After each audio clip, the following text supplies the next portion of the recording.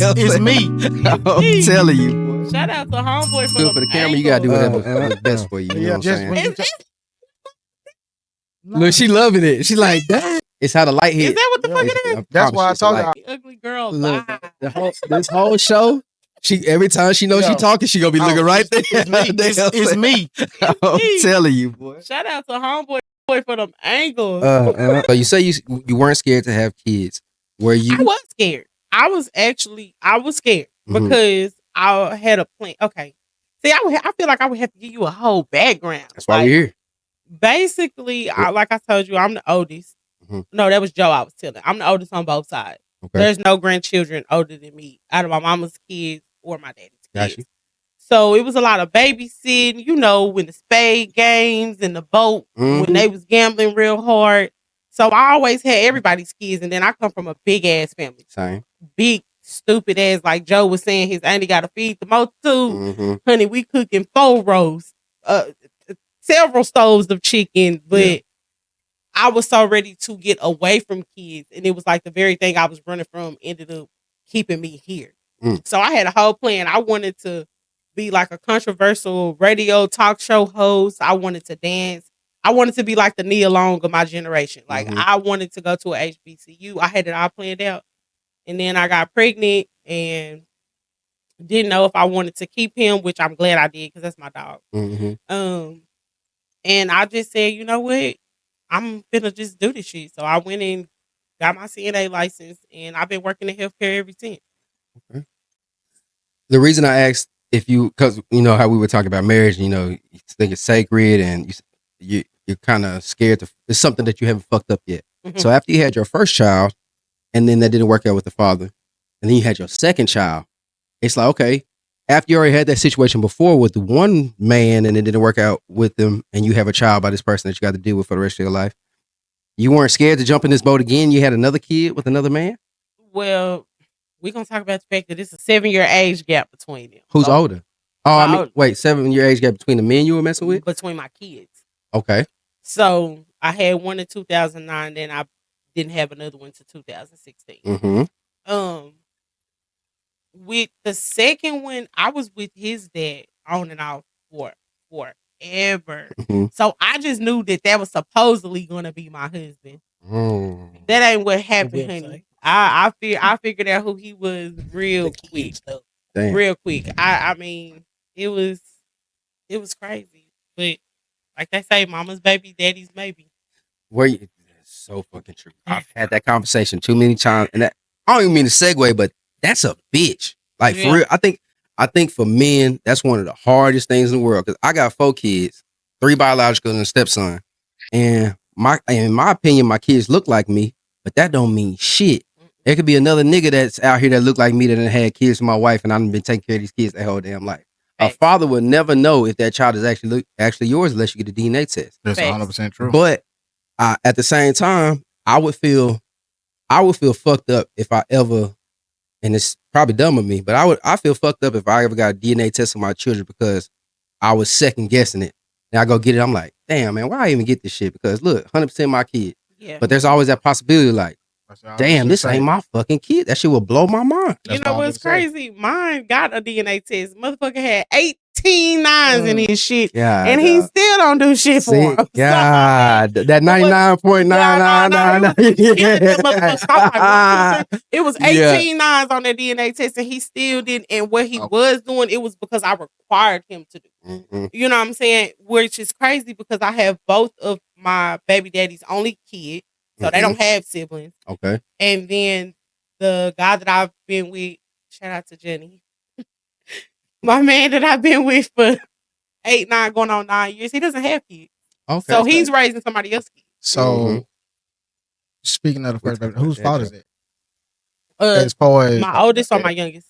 I'm saying with him not being a cat. Either, I mean, whichever one you feel like not playing the part.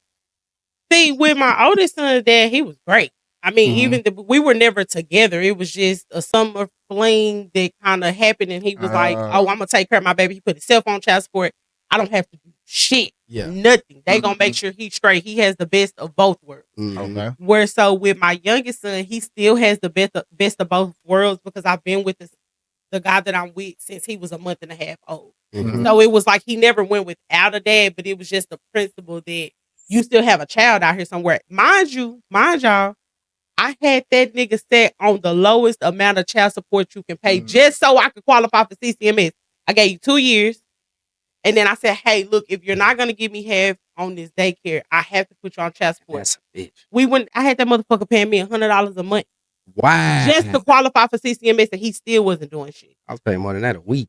You hear me? Damn. Because at the end of the day, men have to live too. People look at child support as a form of income. Because, bitch, if this motherfucker die today, it's still all on you.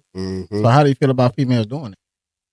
I feel like at the end of the day, $300 is not enough to take care of a kid. I will say that. So speaking of $300 in a household, how much does the outside parent contribute to a house where there's another man and a whole nother, you know what I'm saying? As far as you, another man, your kids, how much do you feel like he should contribute to the house? Because technically $300 will pay for his food for the week. You know what I'm saying? As far as eating habits. But it's not gonna pay for the daycare. Nah, not the daycare. Not the daycare. Well, but it also breaks down too though. Yeah. Just to go deeper into it, because I mean $65 for your meal for 2 days, then you got, but daycare is what, like $500 or something? That shit was like $6. It depends on the age range. Now that's the problem. That's where the problem come in. And honestly, for me, at the end of the day, I didn't really dive too much into that because it was just like, I don't give a fuck what you do, nigga. I still got to be a parent at the end of the day. And because I had my man, I didn't like, he ain't paying me child support now. It don't make or break our situation. He's still gonna eat. Yeah. He's still gonna have to get clothes because at the end of the day, he got his own life, and that's, to me, you can't put a number on the kid. It's more. I needed you to be there to be a man for him. Yeah. You know what I'm saying? So I don't know. What was you gonna say, Flip? So what you think about a man being the father, as far as he taking the child and raising instead of the child staying with the mother? You know what's crazy? Hmm? I actually got some fucking heat from that from my mama one time. For what? Because I was unstable. I was unstable, and I sent my son to go stay with his dad. They didn't get custody of him or anything. You allowed him to be a parent. And she was like, oh, you don't need to let him spend too much time up there. Now, mind you, they did try to get custody of him, but I went in that bitch with no lawyer in one. Was it after 6 months? 6 months in a day? It was within the first year of him being born. And then when they didn't win in court, they had, because one thing about me, I'm a read. My paper trail I'm gonna keep everything. You know what I'm saying? My kids up to date on shots. You can come look at, but that's because they was from the city. They live in Dallas. My oldest son's people, they in Dallas. So you think Longview, you think poor country bunking, you know what I'm saying? So, but we had to come to an understanding, and I just basically like I'm not gonna carry him from pillow to post. You're the parent too. So I'd rather him be in a stable environment. I don't give a fuck how we feel about each other. As long as he's taken care of, that's all I give a fuck about. Parent. I think that's what it should be though. Oh yeah, most definitely. Most definitely. I feel like women give men, I mean, you know what I'm saying, ex-men out too much into the parenthood, because true enough, the state is gonna allow the mother to have the child, or when the child is born, the mother normally takes the child. But I feel like a father should have the right to, you know what I'm saying, to step up and be like, nah, he should be able to stay with me. Oh yeah. You know what I'm saying? But it's a 10 to 90, you know what I'm saying, decision on where the child goes. So that's always been a problem with me. Like I said, I'm on the outside looking in too though. I got lucky with that situation. Like it was never, basically all our arguments came from being good parents. That's really what it was. Who felt like they had the best interest of the kid when it was all in the best interest of the kid, regardless of his location. So anytime in my early 20s, when I was still figuring stuff out, because I was a kid with a kid, you know what I'm saying? I sent him with his dad in Dallas. My son got a private school education. He, you know what I'm saying? He was in daycare. He didn't want for nothing. And that was all I cared about. I didn't give a fuck about what it made me look like, as long as he was good. Yeah. You get what I'm saying? So but he also had a mama and a daddy and a sister and he had a sister. He had a village. So that's why I say with my son, he was straight, my oldest son. Now with my youngest son, I think he has that mother father, but I think that because I'm so masculine from having to be the man for so long, that emotionally I'm not. My way of showing you I love you is like doing and investing and making sure you know what I'm saying, your grades and what you learning in school and talking to teachers and just, you know what I'm saying, like what I pour into him. What are you doing to break that down? What as do you far mean? as getting out of that masculinity, software Or era, even as they would are say. you even doing that? I went to therapy. Mm. I went to therapy because Black people always feel like that's a controversial topic in the Black community is therapy. It's just like I still believe that though, and I've been to therapy. Yeah, I me don't. too. That's I'll go ahead, continue. I started and then I stopped because I realized that a motherfucker sitting in here just like this. I just needed to talk. Exactly. That's it. I just needed to talk. That's it. I wasn't gonna keep spending my money. I just needed to get around like-minded people. Come on, I man. needed people who was gonna hold me accountable. Exactly. People who were gonna let me emotionally be. And honestly, the more I started breaking down my trauma, the more I realized that shit. I'm paying for grandfathers on grandfathers' sins. That shit didn't start with me. That shit started way back. Way back in the early 1990s with my grandpa, daddy, and whoever the fuck else. Box. Yeah. Some slave mentality shit. You know what I'm saying? Like I identify a lot with the old school, but I just also think that there's a lot of things that could be done different. Because everything that was taught based off of what was going on in that time frame of life. You know? So yeah. So I want to segue back. Like I said, we went on complete left field from it. So with that, well, like I said, with you saying that you're hesitant on getting married because it's something that you haven't fucked up yet, something you want to keep pure. But you being with this individual so long, how long do you think it would take for you to be like, all right, my walls is down. I'm not thinking about that extra part of it to where it might not be right anymore. This is the time. Do you think you have a set time frame, or is it just like I'm ready now? I can honestly say I'm ready now. But when we was talking about past tense. Like I said, he has asked me to marry him twice. I've been with him 8 years though. Oh, this is back. This is back. He asked me to marry him within the first 2 years. And I'm just like, nah, you ain't ready. That's what I asked my wife. You ain't ready. He wasn't ready. And lo and behold, he was not ready. He was not married. He wasn't ready. But y'all never go ahead. You got it. Go ahead. Y'all didn't break up though. No. Okay. And you said y'all been rocking solid for 8 years. Yeah. So how do you so to say that he wasn't ready back then, but y'all still rocking solid now, maybe he was ready back then. Definitely not. But you're still around. What wasn't he ready for? Because at the end of the day, I don't need a perfect man. I need an honest man, a growing man. You know what I'm saying? You don't stay married for 65 years without going through shit. That shit is unrealistic. Very true. Men are going to cheat. Women are going to cheat. And so I'm not saying that getting married is going to stop him from cheating. But I'm also saying at the end of the day, like, shit, we still young. Like, are you sure you want to do this? Because when I love, I'm going to love you. And I'm not going to break them vows. But, when it's time to turn up, I don't want to have to match that masculinity. We still growing together as a couple. And that's okay. It's not just all on him. It's me too. Especially because I've had to be so masculine all my life. Because my daddy didn't pop in until I was in the 6th grade. And then I found out I got 8 other siblings to share this man with. So I never really had him to myself. You know? That is a surprise. For real though, man. 8? I can see 1. I'm about to say, you know what I'm saying? That's actually like, 9. I'm the oldest of 9 on my dad. That's how you sleep with your cousin. Yeah, like a motherfucker, Flip. I swear to God, that's how you that's why I said that. That's how you sleep with your cousin. Crazy, but now, dog. back on marriage though, so this just me though. Why not just stay coming?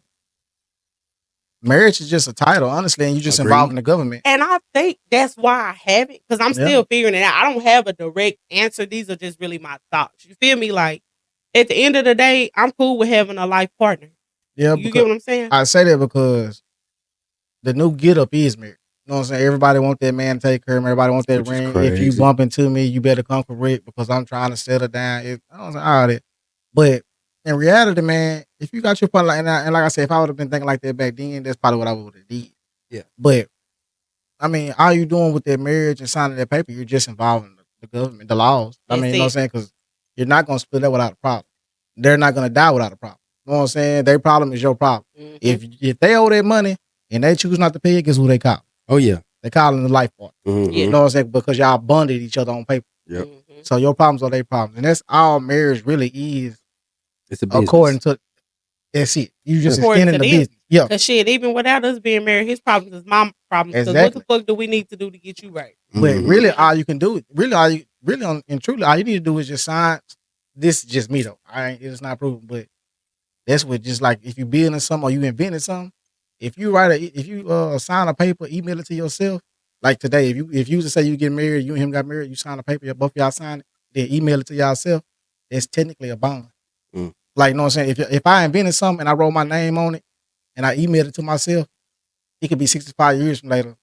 You can't pay my shit because it was I'm the originator. You know what I'm saying? You could have stole my idea all day long, but here's my proof. I already came up with this. You know what I'm saying? 20 years ago. It's your intellectual property. Yeah. You know what I'm saying? Yeah. So, I mean, I'm up in the air for it. I mean, I'm not against marriage, and I ain't necessarily rushing like I was telling Keith. I think more people are ready for the wedding than they are the actual marriage. That's like, just terrible. Yeah. You know what I'm saying? Like, I'm finna spend 10 bands for Come y'all on, to see man. me walk down the aisle for walk 15 minutes and Come pay on, for man. y'all to eat and have a good time on my dime. Shit, I can be investing that in a business. Like a motherfucker. My kids' college fund or anything. Like, if I'm gonna get married, it don't need to be like a sideshow. Like, So would you go do the courthouse? Just sign the paper? That ain't enough, huh? So it has to be some type of. It's it ain't got to be sacred enough spectacular, to but where it can be private. You want to put that dress on? I want to have feel like the princess? I want to have my moment. Yeah, It just doesn't have to be publicized. Like, I don't need all along view to know. Yeah, you just want to stand there and cry a little bit. Would you do it with just you and Would you do it with just you and your man? Oh, most definitely. That's dope. Most definitely. Yeah.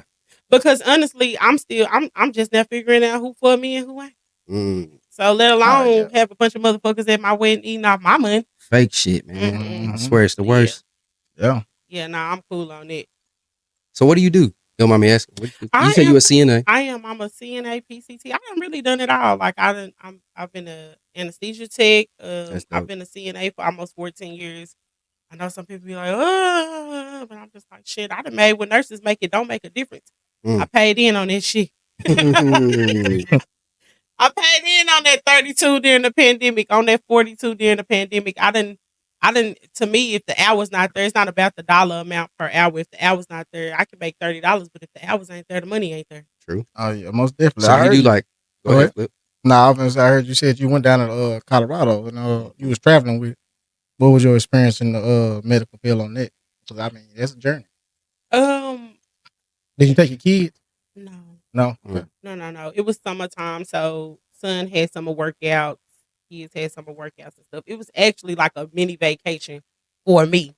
It was great because I got to meet different people from different backgrounds. I got to, you know what I'm saying? Because don't get me wrong, I love the South. I do, but I got to meet different people from different walks of life. You know, it was weird being somewhere where I'm like, oh, yes, ma'am. And they like, no, not ma'am. I'm Julia and you're Kirsten. They don't fuck with that. Or even though I was the only black person in the room, I didn't feel like I was the only black person in the room. I can come down here and walk in somewhere and it can be 1,000 black people, but I still feel like I'm, you know what I'm saying? Kind of get you. No offense to white people. You know, I'm just saying, like, it's different up there. It was great though. I lost 12 pounds. You don't lose it down there. They in shape. They not eating the way we eat. I think the down only thing I missed about Texas was the food. Outside of that, the peace, the serenity, the views, the air. It's a different type of air. It was so different. Everything was that type of cold. That altitude high. It ain't that type of cold out down there. You can take your shirt off down there in that snow. Yeah, that cold is different. Then again, Colorado get cold in the. I used to live in Colorado, but it ain't like cold down here though. You know that wind gonna blow. That's down true. Here. Texas cold is different, but man, yeah, that cold is like actually the temperature they say it is. Yeah, type shit without all the extra wind that come behind. The wind chill and all that extra shit. Yeah, no. It was beautiful though. So, do you do contract work or like? I used to, but right now I'm in school. And I work at the hospital. So, which one? I don't even. Yeah, my fault. My fault. You ain't gotta get that deep into it. Yeah, okay, working at the hospital. I know somebody out there trying to get me. Yeah, that's what I'm saying. Yeah, no, we ain't gotta put all that. Somebody want to get me got, but shit, I'm in there saving lives. Okay, already. Yeah, but I'm a CNA. Shout out to the CNAs out there, because somebody got to do it. What's that? Certified nurse assistant. What's a CNA? I'm a certified nurse assistant. Oh, that's what it is for real. Yes, I can. If you pass out right now, I might have to break by 3 ribs, but I'm gonna bring you back, fam. I promise. Okay. Hey, so do y'all be beefing with the nurses? Because I heard it's a day and night shit. You know what I'm saying? Like I'm saying, like crashing out. Like y'all be arguing and they be I arguing. have jumped over plenty of disses on nurses. I'm not gonna See what cap I'm saying? But my perspective is that all nurses should have to be CNAs because I'm gonna tell you something.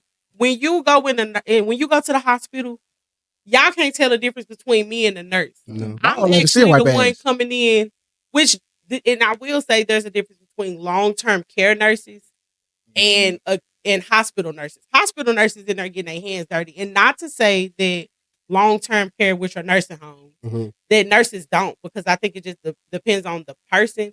You have to really caring about a person's well-being to be a nurse. A lot of people do it for the aesthetics. They think nurses make so much money, but you don't have to be a nurse to make that kind of money.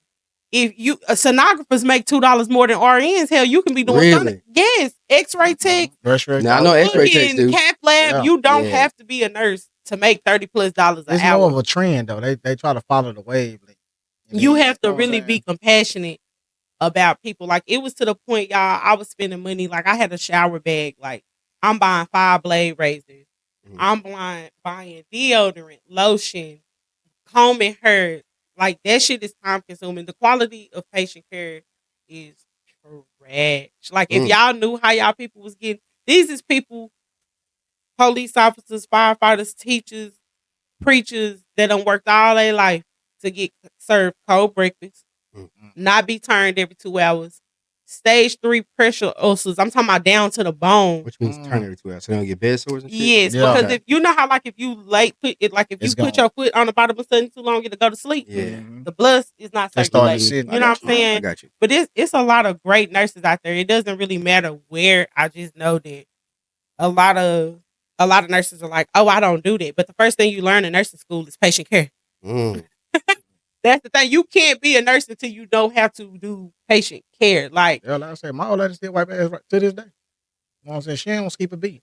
Every day. You could tell the difference though. You can tell the difference between an aesthetic nurse and a nurse that's in the field because she actually gives a damn about what she does. And then a lot of CNAs don't like to read handbooks and shit. You go in there and you, like I tell people, you want to be cute in scrubs, bitch, go to housekeeping. And they wear scrubs too. Tight scrubs. You feel me? Go to registration. They wear scrubs too. You know what I'm saying? If you ain't really out here trying to, man, if a motherfucker shitted up and down their back right now, I had that shit cleaned up in 3 minutes. 3 minutes. I'm talking about quick. And I'm not gonna make you feel no way about it. But why would you? Why do you think it's different for people that actually get into that field? Like, I ain't gonna lie, I probably would have been there if I wouldn't have caught a record early. Really? That's what I used to keep. I took care of my grandma and mom, and I didn't have a problem with it. Neither do I. But that's what I'm saying. Why would you get into that field if it's the caring? It is. For me, it's the feeling of somebody got, like she said, somebody got to do it. I was just gonna say, somebody got to do it, bro. You know, I know everybody got their views on religion, but I will say this. My grandma and my papa and them told me early, if you lucky, you gonna leave this world the same way you came in. That's needing somebody to. You feel me? So at the end of the day, if you knew that you couldn't take care of your grandma and you trusted that in this facility that somebody gave a damn enough to make sure that they warm your grandma food up and sit her up, and not know that your grandma a stroke patient and she in here with orange juice slipping down her mouth, like that type of shit really going on around here. Like, what they be saying on Facebook, shit really going on. Like, that shit really going on. Taking their pills and and the real drug dealers got the keys, baby. It ain't the CNAs. We don't get keys to courts. Oh yeah, I already know it. Yeah, so I mean, it's a lot I can say about the healthcare field. I go on and on about that shit. It's definitely a party. It's a party. Most definitely. Yeah. But I love what I do though. So this is something you plan on, since you're already doing it, what you said, 14 years? It's something you plan on continuing. Oh, no. Oh. I had to come out of long-term care because honestly, I can pick all y'all up. I can't pick Joe up, but if I had to, I would put Joe flat on his back on his motherfucking rug, and I would slide him with this. I am strong as fuck. Can't y'all tell by the shoulders? I am strong as hell. Like, I can, like, I don't know. Like, I don't know. That's just who I am. I've been taking care of people all my life. You know, you said something about the shoulders and the strength. You've been holding that aggression and that strength for years. Holding it here? Holding it here. Yeah. Let me put that in the camera. Hold on. Let me see which button is it? Right here. Hey. I was. Where did that come from? Where did that It sound like one of these cards. Yeah, because I mean that's fun. I know I've been knowing her for years. You know what I'm saying? She was a little feisty, little. I was the bully who bullied the bitches that thought they was bullies. That's all that was. It was just like, and I know people because Longview Small. They used to be like, I had somebody tell me when I was sitting up there talking to my homegirl that do my hair, Nicole. Shout out to Veronique. I'm giving everybody shout outs on here. But I was up there. She was like, Kirsten, your little ass used to be fighting. Like, and you was really out here beating people up. And I think it's because I had so many boy cousins. And I used to be in the country. I was just strong, but I didn't do injustice of any matter. I'm a fair person. You was loud too.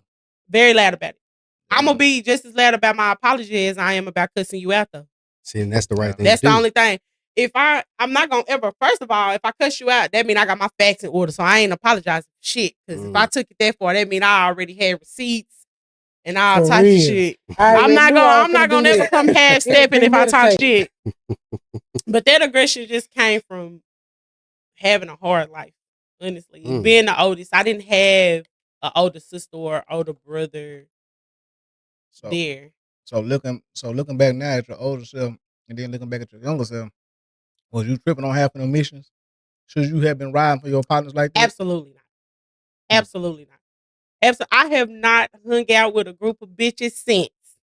Yeah. You understand? Y'all ain't never connected me with another group of bitches since I broke up with my old friend group. And I love all of them to death. Because they were what I needed them to be in the moment that I needed them to be. Except for I couldn't trust you. And if I can't trust you, we don't have shit. Because I'm an open book. And if I have to be calculated about what I say around you, then we not friends. All that fucking on your homegirl, man, and shit, that just wasn't my stilo. And Flip, they tried to get me one time and I wasn't going for that shit. I never did that. I was the homegirl. You know what I'm saying? Yeah. And if I knew now what I knew then, I was really that bitch. I really wasn't ugly. And I was never ugly, and I realized that was a self-esteem issue, and it was just like these people trying to talk to me, and it's crazy because as I got older, some of the motherfuckers that used to be the most popular people in school, I'm just like, nigga, please come back around. You tried to play me. Hey, I told somebody that a long time ago. I said, yeah, man, why you capping on them ugly, bro? Hey, and now the ones they was after look strong the fuck out. Yeah, man. That's crazy, man. That's crazy how life works too. It really is. It really do. Because you sit back and watch it. You don't talk about it. It just you see it. Like, damn, man, what's going on? I do. Yeah. I seen such and such, and he look strung out. I seen such and such. And earlier you talking about people who be clean, care about. You was talking about the conflict. Yeah. That ain't what it is. You look like you're on drugs. Like I'm on drugs. So I'm gonna put some goddamn clothes on. This is the truth. I'm gonna step out with some energy because you ain't gonna be saying you ain't seen me in 6 months. You didn't call me out. You talking about I seen Joe and he didn't fell off. I pray that you said that, but you ain't gonna allow me like that. You ain't gonna allow me. I ain't gonna look like what I've been through at all. This is what it is. I ain't gonna look like it. You gonna. And I ain't just saying because sometimes I do throw on some clothes. I mean, I really just ain't got on clothes now, but I'm not gonna look crazy, bro. Like that's just. I mean, I'm just not. Just upkeep. I look crazy a lot. I look crazy a lot. A lot. Let me tell you something. It's fly niggas and niggas that ain't fly. Hey, that's what you is. That's what you is. I can't be. You know what I'm saying? You got. Don't get me wrong though. And then you got a crackhead. Yeah, I look. Hello, but you can't just jump the crackhead. Yeah, you gotta put it on or you not. I'm saying you can't just jump the crackhead because you got fly. You got fabulous. If you gonna put it on or you not. You gotta go like the Jim Jones. You gonna put it on or you not. That's what it is. It's no two ways to the street, bro. I'm gonna be flying the Walmart outfit if that's what I can afford. And that's what I'm saying. You gonna put it on or you. It ain't even a bad. My shorts cost $3. It be called my shorts cost $3. I like this. But I'm just saying, my hat went in there much. I know you ain't talking about my hat. I'm just saying, like, bro, Man, nah, bro, you gonna put it on or you not. It ain't about what you wear and where you buy it from. It's about either you gonna put that shit on or you not. It's about you. I think the confidence. I agree with that. It's about you. Yeah. If you confident and not having on clothes, then that's what it is. Okay, yeah. I can agree. That's with why that. I'm saying. I got you. It's what it is. But at the same time, you still got to be self-aware that you might look like a crackhead. Yeah, that's just self-awareness. Like you gotta understand it. You look like a bum. Yeah, like, now, and I that's agree cool. with that. Yeah, I agree with that. And you can tell the difference between I meant to look like this and no, that's how you really look. Before Kanye came out with that bullshit, I was already there. But see, it ain't even just that. I mean, it's really about it's about your teeth upkeep. Oh yeah, it's about your fingernails. It's about. I mean, if you can look like a bum and still take care of yourself, like your skin not broke out. I mean, I can look at your skin. Functioning crackhead. Yeah. I can just look at you and I ain't saying necessarily. I can look at you and tell if you care. Yeah. Like I can look at you and be like, yeah, you on a hard time. I can look at you and tell if you just had a hard night. Sometimes you see somebody be like, oh yeah, you had a hard night. I can tell, like, especially if I know your demeanor. It's just you can tell, bro. You can tell when somebody fucked off and when they just don't give a damn. I like their haircut, put something on. You know what I'm saying? Who are you? That's what I've always like. When I go get that cut, damn, where they come from? See, that's your personality though. Yeah. My personality is my hair is cut. Oh yeah, you never missed. That's what you said. I'm going to a barber shop every week. Yeah, you never miss. See, that's why that's why I'm saying that, Joe. So like I said, going to Walmart with holes in my socks, fucking beat up ass slides, this type of shit. I don't get no edge ups, don't get no haircut. I ain't had my hair retwisted in 4 months. I drive but you know what? That's how you supposed to. I got an old beat up ass Nissan with a missing tire and all types of shit. It's about. Let me tell you something. You got. It also depends on who you dealing with. I'm a person that I'm not dealing with you based on what you got regardless. I care less about what you got on what you got. Agreed. To be honest, because you can be full of shit with Versace outfit. Just being honest, you can have on too much fucking design. That's overloaded. I've been trying to figure out why motherfuckers gotta be so loud to go down the street. I think they want to be seen. That's why I was asking you about that arrogance with the Leos. Because I'm like, because it's a lot of motherfuckers that ain't Leos that's putting on for everybody in the world to see. And it's like, motherfucker, for what? Behind closed doors, you broke, you sad, you lonely, you really ain't got no. Definitely you don't a lot understand of cap yourself. Out here for sure. Man, come on, man. Cap for centuries. They really have. And it ain't just here.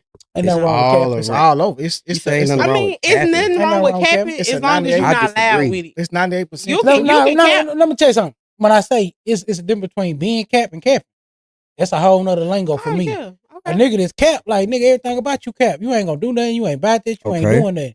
That's cap. Your life is cap. You cap. But a nigga capping shit, it is what it is. If I got it, I got it. You can either get with it or get left. Okay. Cause I gotta say, and I say that cause sometimes I think about it. You could just be you on your shit and a motherfucker say you capping, but nigga, that's just what I do. Yeah. But it's levels to that too, cause motherfuckers can have it and ain't got shit to show for. No, so I'm saying that's cap. Yeah. You cap then. Yeah. You not capping. You just cap. You a cap ass nigga. Run that down. What you mean? You can have it, but you ain't got shit to show for it. I don't understand. Let me look at the camera when I say this. But yeah, I'm about to say, go on, put it on it. I don't understand how you motherfuckers sell drugs and ain't bought no house. Oh, that's don't own y'all cars. Okay. Y'all don't give back to the community. Like, if y'all want to blow some shit, check this out. Hit it here. I can tell you that's a nigga that's cap. That's cap. That's a nigga that's cap. Okay. A nigga that's capping might be a nigga that, hey, like, don't get me wrong, capping can go, it's different levels of capping too. Capping can be some fuck shit. Like a nigga can just be like, oh, you know what I'm saying? I don't wear nothing but Jordans. Yeah. Now you cap. Now it's out of line. It's out of line style of cap. But then you also can be like, hey, I put in 10 years of working my ass off and now I got $1 million. That's different. And then it's still capping though. That's still capping. And then you still capping. Capping. That's what I'm saying. Damn, how much? How much you got? Yeah, I mean, a capping, you capping. When you listen to your favorite rapper, he capping on you, telling you, I got billions, and you ain't got it. That's who he talking to when he say it. He talking to you when you listen to. When Future be like, you little niggas ain't fucking with me. You just capped on me. Yeah. You just capped. I'm not fucking with you. I don't have your money. You niggas ain't got this. You capping. That's what I say. I can cap right now and say, ain't no fat nigga fucking with me. Yeah. He really not. But that's capping at the end of the day. It's only one other fat nigga that I know is as fly as you. Who you got? Who you got? I ain't giving nobody. Look in the camera. Look in the camera. giving nobody no free Hey, promos but you- on but you me, know what you and said. when nobody do it for me. Just check it Yeah, out. that's why I said I ain't Just voting. go ahead and put it in there. Niggas ain't. Just go and put it in there. Nah, yeah. Heavy Low is the only other fat fly nigga in Longview I know, besides Joe. I ain't seen another fat, clean cut Yeah. nigga other than Man, Heavy. shout out fat niggas. I'm just gonna leave it at that. Yeah. I'm just gonna leave it at that. I ain't gonna get no nigga for now. I fuck with everybody though, but I do. yeah, I love fuck with everybody. Even if I have a disagreement with a motherfucker, more than likely a motherfucker just don't like how I said some shit or the fact that I said some shit. how I went about it. Yeah. Niggas don't be like how I went about shit. People don't like how I go about shit either, but that it is what it is. But I be looking at it like this. I went about it for a reason. Always for a reason. I went about it for a reason. That's why I be confused. I am a reactive person, y'all. Yeah, that's why I be trying to break down anything the I showed my ass for, it was a reaction. It wasn't initiated by moi. Yeah. Do you feel like, so you know what I'm saying? You didn't kind of did like a 180 with everything. I like that you said 180 Yeah, and not 360 because people be getting it fucked up. Nah, 360 is a circle. I mean, and the you same started spot. right back where you was. Exactly. What made you feel like, man, I just gotta do better? When I went to jail fighting my sister and I almost caught a assault and family violence charge. Damn, what year was this? It's 2016. Okay, it's later on. I thought you were saying. Yeah. I knew then. I mean, it was a lot of stuff, y'all. Like, I'm gonna be honest, back when we was all coming right out of high school and shit. Do you know how many times I had people that was y'all age range and up that was pulling me in the middle of the fight like, Kirsten, this ain't you, bro. Like, quit fighting for these bitches. Quit doing that ain't you. You know what I'm saying? I guess because I had so many boy cousins and I used to be around boys, so everybody knew I was really, my real demeanor is cool, calm, and collected. You know what I'm saying? But when it comes to protecting somebody that I love, I lose all understanding. I don't give a fuck if they wrong. I'm gonna say, bitch, you got us out here and all this motherfucking shit. But in public, I'm like, hey, I'm on it. Like, you know, but that was back then. And see, before I had shit to lose. And see, that was my problem. I was one of the people that real life roll for your partner, you know what I'm saying? Yeah. And I noticed, you know, like I say, even after I got robbed out, you know what I'm saying, when I got robbed and everything, how everybody wanted to be a part of this and grow back with me. What nobody really down. And then, like I say, majority of everybody I knew, they were still cool with the people that, you know what I'm saying, that done home. But with a shoe on the other foot, my smallest partner, you know what I'm saying, the one I least care about, if they got a problem, their problem was my problem. You know what I'm saying, if they got a problem with a dude, it's up, but it's not the same way. You know what I'm saying? Never the same. It's never the same. And I was the only person in my little group back in that time who could fight. You was active. Yeah, and was on it. And they abused that though. Because they knew to get into it. And you know what? If I could say anything to them now, because if this gets out, it's a lot of shit that I want to say. But the reason why I did that, it was because I was searching for me and other people. I needed sisters. I needed a community that understood me. It was a lot that I was going through. That I don't like. This just ties back into my little Facebook shit the last week. You know, that's really what I want to say something about. When is a good time to say some shit? You know, everybody be big on everything. Don't need to go on the internet. Some shit don't need a reaction. Let's talk about what we should say something about. Like, when is a good time to say some shit? Because shit never gets done by being quiet. So this is what I have to say about Facebook. Majority of the shit don't supposed to be on Facebook, but at the end of the day, where do everybody talk? Oh yeah. Nobody talks on the phone. Nobody sees each other in public. Everybody communicates through social media. Nobody is out here saying, "Hey, I'm outside on my bike. Come outside and talk." Yeah. You know what I'm saying? It's not 1990s no more, bro. Real with you. And it's fucked up though. That's why I don't fuck with social media. Like I be saying that shit, but now really there's too many politics for me. It is. Like people fuck with you on Facebook by if they fuck with you on Facebook. And then you see them in person, it be weird as fuck. You see them in person, they don't know how to take fucking friendly. Yeah. And you be like, bro, you be like, you don't never like my shit. You don't never talk to me. Exactly. But you see me in person, I ain't gonna tell my niggas like that. And in my head, I be thinking like, bro, we don't even talk like that. Or I got one better. Oh, you really actually are cool. Yeah, bitch, what did you think? Man, I hate that shit. I hate that shit too. I'm I hate everything that come with that social media engine. Cause like people on there like really be boosting who they like. Yeah. And it ain't what's real. Like a nigga be on there like, oh, this nigga real just because he said some real shit. Yeah, and I never understood. Or a nigga clean because he took a good shit. Or no, they ever say a nigga clean because he took a good picture. Or they be like, this nigga be clean. I'm like, bro, like there's some people who really dress up to put that shit on the internet. Definitely. And every time you see them, they not put together. Agreed. Yeah. You like, that's why I say, that's why when you like, that's in a moment in time. People be thinking like, oh, Joe, you be on some fly shit. Nah, I really be on some, this really me, my nigga. Yeah, like, every day. I really walk outside like this. Yeah. Like, I really, like, y'all niggas only doing this shit for the moment. Shout out to my nigga Al. Like, Al put me on that shit a long time ago. Like, nigga, you gotta be clean every day. Fuck being clean for a picture, nigga. Like, I'm gonna put some shit on today because who I might see, it's today. It's today. Like, I'm not, it's not no slug. Nah, it's been your mentality. You know, I've always been like this. Yeah. But truth be told, the moment you don't put that shit on is when you gonna see everybody you thought you were doing. And that's why I say I don't want nobody. But sometimes you might catch me in Walmart with a black tee on some sweats. But I ain't. Nah, see, I put a cap. I'm finna cap in. I'm finna say if you catch me some slides nowadays, they all designed.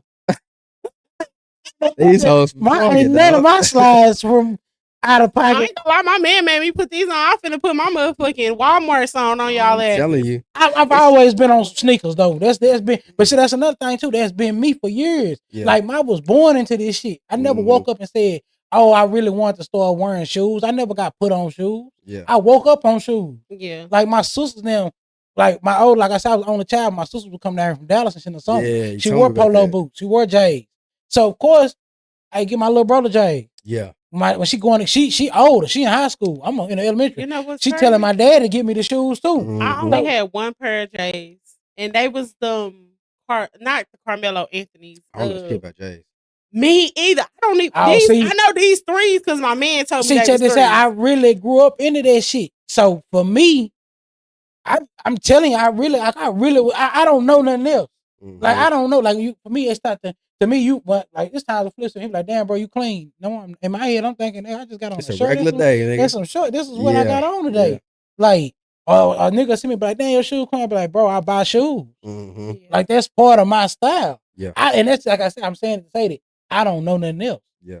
Like I really was born into this shit, and people be really thinking on some. That's why I sound like the social media. You got some niggas got a check and store against some shoes. I'm an earthy person. I just like to be comfortable. Same. I don't give a fuck about no J's. Now check this out. Jordan put money in the prison system. Fuck Jordan, but I'm a wear them though. Check this out. You can't be a fly nigga. You can't be a fly nigga just wearing J's. Yeah. There's no such thing as a fly nigga in J's. I got on Asics right now. And you clean. Yeah, I got on Asics. Hey, niggas ain't Flip got on New Balance. You ain't no fly nigga and clean. Like I said, these new young niggas, they didn't put me on game that you only can wear certain numbers in Jordan. What? For real? They like the foes. Oh yeah, they don't like them flight. Yeah, like you can't wear Mexican Jordan. Yeah, I ain't never wore Mexican Jordans either, but I mean, niggas, that's they call them. Shout out to my Mexican partner. Yeah, but no, I'm just saying, bro. Like this, I say I got off track. I really just don't like social media. I don't like the facade that's put out. That's what it is. I don't like the image that's put out. I don't like the vibe that's put out. I don't like how everybody be bandwagoning niggas. Like it's somebody right now. Oh, that nigga got on some Trump shit. The fuck this nigga got on? I don't even like Trump, but I don't even know how to half-ass read. You ain't read about no fucking politics. You ain't read a policy. Let me ask you real quick, Joe. You ain't never read a policy, bro. That shirt you got on, is that AI generated? Yeah, he was with them niggas though. Nah, but do you think that wasn't a real picture? Was it? Nah, it wasn't. Oh, okay, because I've seen that before, and I was like, I think that's AI generated. Flip bro. Put me on this. Oh, okay, Flip put me on this whole outfit. He knew I wear it. He didn't wear his shit. He knew I wear my shit. I want to go back real quick. I don't give a damn. I hope this don't feel like shade. No shade. You had a lot of shit going on in 2016. You said you had a whole family ordeal where you was about to get locked up, or you did get locked up. I did. You was with your man that you with now. You was having a kid. No. I had already had my second son in 2016. Yes, I had my youngest son August of 2016. I met my man that I'm with now in September of 2016, and I went to jail in November, a week before. You see what I'm saying? You had a lot of shit going on in 2016. Hey, check this out. Every one of them. 2016. It was horrible. No, it was hard. You ain't enjoy. You ain't have a good time though. You have a good time 2016. I'm gonna tell you, outside the bullshit, they people lie. The best time I had was between the early 2000s and I'm gonna say to about 2000 and maybe 13. 13, 14. You know, Lil Wayne mixtape dropping era. Come on, man. I'm talking box No Chevy, pull up ceilings on and- me. Yeah. We was on Lily, Joe. You know, Neal Street days. I'm too old school. I guess because I didn't have all of that, and I was outside and at church, and we didn't have all those screens and stuff. Like everything, I need things to feel authentic. Like I don't know how to. I'm so behind on shit. Back then, you talking about back in the day. Back in the day is when you put a status on the internet, that shit meant something. I don't know, Joe. Cause now back in the day, I'm telling bro. Do you remember early Twitter and all that shit? Like, I'm about to go eat a sandwich at fucking Joe's Cafe. Like, yeah, that was real. But I'm talking about back then. I never got. I ain't even trying to see. I ain't really trying to cap when I say this. But it was a moment in time when I could say, "Pour down Lily," in the whole city there. Man, we was outside. That shit meant something. Like I could get on. It was like I could get on there. Man, I used to be behind some shit. Yeah, you did. That's all I can say, bro. We have had plenty of brawls outside that goddamn house on Lily and Whitney. Yes, sir. Little Street. It's man, bro. Bro, it was a different type. We was on different type. I didn't live a different life. Like people don't understand. Like when I be telling people like I'm really doing better and I'm really going about shit better. Yeah, I'm really going about shit better. Like I'm really not living how I was living. I'm not moving how I was moving. I feel that, Joe. I'm not fucked up like that. It was a point in time where I was fucked up all the time. Like I was having I don't even like the cap, bro. Like I could really cap though. Like I really I'm gonna say it. I started party. Yeah. If you know, you know. Like if you really know, I started that shit. Yeah. I started a lot of shit, but I don't even talk about it because I don't care no more. Like that shit don't mean nothing. I was about to say that. What means something is being a good person. Agree. What means something. That's why I say when I said earlier about that. Man, I don't care how you look. If I see you at one of your shit holder, bro, and I know you, I'm fucking with you. Yeah, if I fuck with you, if I see you tomorrow at Target and you look how you feel, like you see it like that, bro, I'm gonna talk to you like you got on the best outfit. Because it's the person. I'm gonna introduce you to whoever I ain't my partner right here. He be doing it. He cool. And you better not say nothing about and if they be like, damn, he got a hole in his shirt. I'm a nigga on. No, I'm the type of nigga. If they be like, your partner, I'm be like, oh, that nigga don't care. Yeah. I'm gonna ride for who you are, but come be like, oh, he good people though. He don't care. It took my wife a minute to get with that shit. Yeah, I'm with that. I've been like that. Took my wife a minute I mean, I say this with no offense. Me and Flip always been cool. Flip always looked a little crazy to me. Yeah. I think that's why me and Flip clicked. I say that with respect. Like I didn't always tell her, you gonna put some clothes on, bro. That's my wife. That nigga stayed in a gray monster shirt and some basketball shoes. Oh, some goddamn sweats and it was hot outside. He did. It's a picture with me and Flip. We had a tattoo place. Flip had on some Flip always had some shoes. The 9.5s, some sweats, and a beater, and it was summertime. And I was like, bro, it's hot. Like, why this outfit on? But I feel you. But I never treated my nigga different. Looking at me, I never act like I didn't want to be around him because he had no clothes. It ain't the clothes that make it wasn't even about who it wasn't even about none of that. It was about the nigga was just a solid nigga, bro. Yeah. Cool. And you know what's crazy, Flip? Is it just me, or did back then, before everybody from the south side started migrating to the north side of Longview, you know, back then when you used to live, it was cool to be on. It was cool to be on the hood. People used to think you had money, and for some, they do, because Flip lived around the corner from me. Like I lived on Centenary, he lived. We both lived off Fairmont. And for some reason, when we lived back there, people thought we had money, and so when people would see, I'd be like, "Bitch, you happy about this shit?" I'm trying to get over to the south side, bitch. You trying to get over? Man, that's why I say, bro, I've been from Little from day one, and I ain't never known nothing else really. I ain't never wanted to be in another area. Now I have moved. Every time I didn't want to move, I didn't got me an apartment on the other side. Yeah. I didn't want to do something different. I didn't did that. When I was looking for houses, I was looking on the other side. Yeah. I still might look, but I do appreciate where I'm from.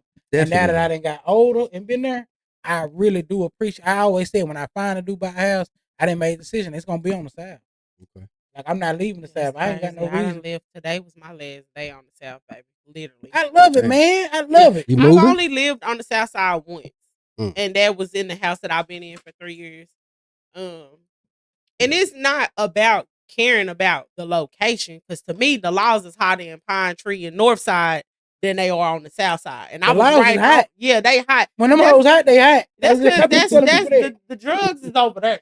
That don't matter though. The laws is hot. When the law, bro, when they need that quota, them bitches is hot. Yeah. Especially on this motherfucker right And here. then y'all do know that they passed this law where after December you don't have to have a registration for your car. Well, you see, but they've been talking about that for about 2 years though. You know, but that shit 2 or 3. actually goes into effect in You December. know what's crazy though? That shit. See, I didn't live. But that's not a good thing though. I'm finna say I didn't live in a state where that shit is active. I used to stay in the Carolinas. Yeah, okay, When I yeah. was staying down in the Carolinas, you know, you ain't gotta have Yeah, your inspection in exactly. South Carolina. Exactly. You gotta have that bitch in North. And Exactly. it's fucked up when you stay in South but work in North. Yeah, you gotta got that inspection on And you. you gotta go and get that shit. And guess what? All they did was just get a laws, no reason But to pull now- you over. They can search your car without problem. Now, check this out though. There's another fucked up thing they're not talking about. I don't know if they're gonna incorporate it, but down there you gotta pay a car tax. What? You gotta pay taxes on your car. Yeah. So if your car newer, you might be paying $500, $600 tax on your car. Flip know that we gotta do that in trucking. When I moved down there, I still had my Mustang. I had a GT. They text me for every. I had a GT. So they text me because the car was a GT. Yeah. So I had to basically lie on the registration and say that I had just a regular Mustang, not a 5.0. Because they made my tax go down to $330 when they were trying to tax me for 5. Yeah, the old school 5.0. No, I had a 2015. Old school's clean, boy. I had a 15. Yeah, 15 is nice though. No, I had a 15. Before that, I had a 14. I had a 14 and a 15. When they changed it to body style, I switched up. Oh, when they first changed. Yeah, when they first, I had the and one. they had them in a different color. Yeah, I had that. Yeah, I was back then. I was in the muscle cars. I started with Camaro because of Boosie. Shout out to Lil Boosie. And then I went straight to the Mustang because of Kane, because of Mr. Side. That's really what I wanted was the Fox. That's my dream car. That's my that's what it was. Now, flip it. Now, so it's crazy. I would watch. I text this nigga Flip. I said, "Hey, tomorrow I'm finna go get a Mustang." And then they was like, "Damn, you don't want your Camaro no more?" I was like, "Nah, nigga, I'm watching Mr. Society. I'm finna go get a Mustang." And I take a double burger with cheese. Yeah. Flip, no, I'm not lying. I said, I'm finna go get a Mustang, bro. That's what I'm talking about. That's the 5.0 I'm talking about. Yeah, I had the 14 start. Yeah. Oh, I'm thinking you talking about up to date 14. No, I had I had 2014. I had a 2014 and 2014. Oh, okay. That year. I went and bought it that year. And then when I bought it, it was 232 miles on it. Oh, dang. I'll be happy with a Honda. I love a Honda. I bought it, bro. Yeah, I mean, now that I'm older, I want a Honda. Like, now that I'm older, I want a cash. Because I can afford to park on it. Yeah, that's important. Let me tell you something. It ain't nothing like not having a car no, because you can just pay what you get. If some people like, damn, I don't want to get no older car because I got to put work in it. Fuck the older car because you're going to pay a car note. So whatever work you got to put in is just your car note. Yeah, that's true. You finna pay $700 to get your car to pay to drive this bitch. Yeah, having a car note is like having rent times 2. Man, so glad I ain't got bro, that shit. I was paying $1,000. Fuck that. I quit doing it. I can't do that no more. This is completely off topic, but since you brought up Kane, yeah, it reminded me of something me and my family was talking about the other day. My brother-in-law, y'all seen what's that? The 5 Heartbeats. Yeah, I can quote the whole movie. Okay, so what was Buddy's name on there? Eddie Kane, right? Yeah. What? Spell his last name. Kane. Spell his last name. Cane. Spell his last name. Okay. It's King. King. Oh, Eddie his name King. was Eddie King Jr. And we've been saying Eddie Kane the whole time. That's why I say it's random as hell. We just found it. We just found out yesterday. Yeah, and he was like, it's King. That's black so people. We think really saying King in a black way. Yeah, like I'm the King. Eddie King. It's King. Like I said, it's super random. But I just found out the other. That's why my brother-in-law told me that. I said, nah, bro, that ain't right. And then we looked it up. I said, this dude's name was Eddie King Jr. What's messed up bro. Is they never came back correct. Not at all. Because I don't think they thought we thought it was Kane. So I'm gonna tell you what's also fucked up about the 5 Heartbeats. That ain't a real movie. Yeah, that's real true. That ain't a real movie, man. What you mean it's not a real movie? It ain't a real movie. It's not. Like, you know how it's based off the Temptation. Yeah. Yeah. Oh, the 5 Heartbeats wasn't a real group? Old boy wrote that. Old boy that was in the Piano Man and whatever name was. I know you talking about Media Man. Yeah, Media Man. Hey, I tried to get a costume Media Man this year, bro. It is really? nowhere. I swear to God, I tried to come hard. Oh. They did not have it. You nowhere. should have just had somebody made it. It's hard nowadays.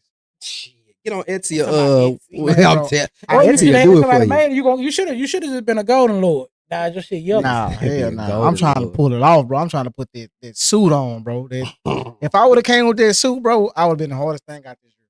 I would have been a Golden Lord. Shit, motherfucker asked me what my costume was. I said, I'm a mom. Exactly.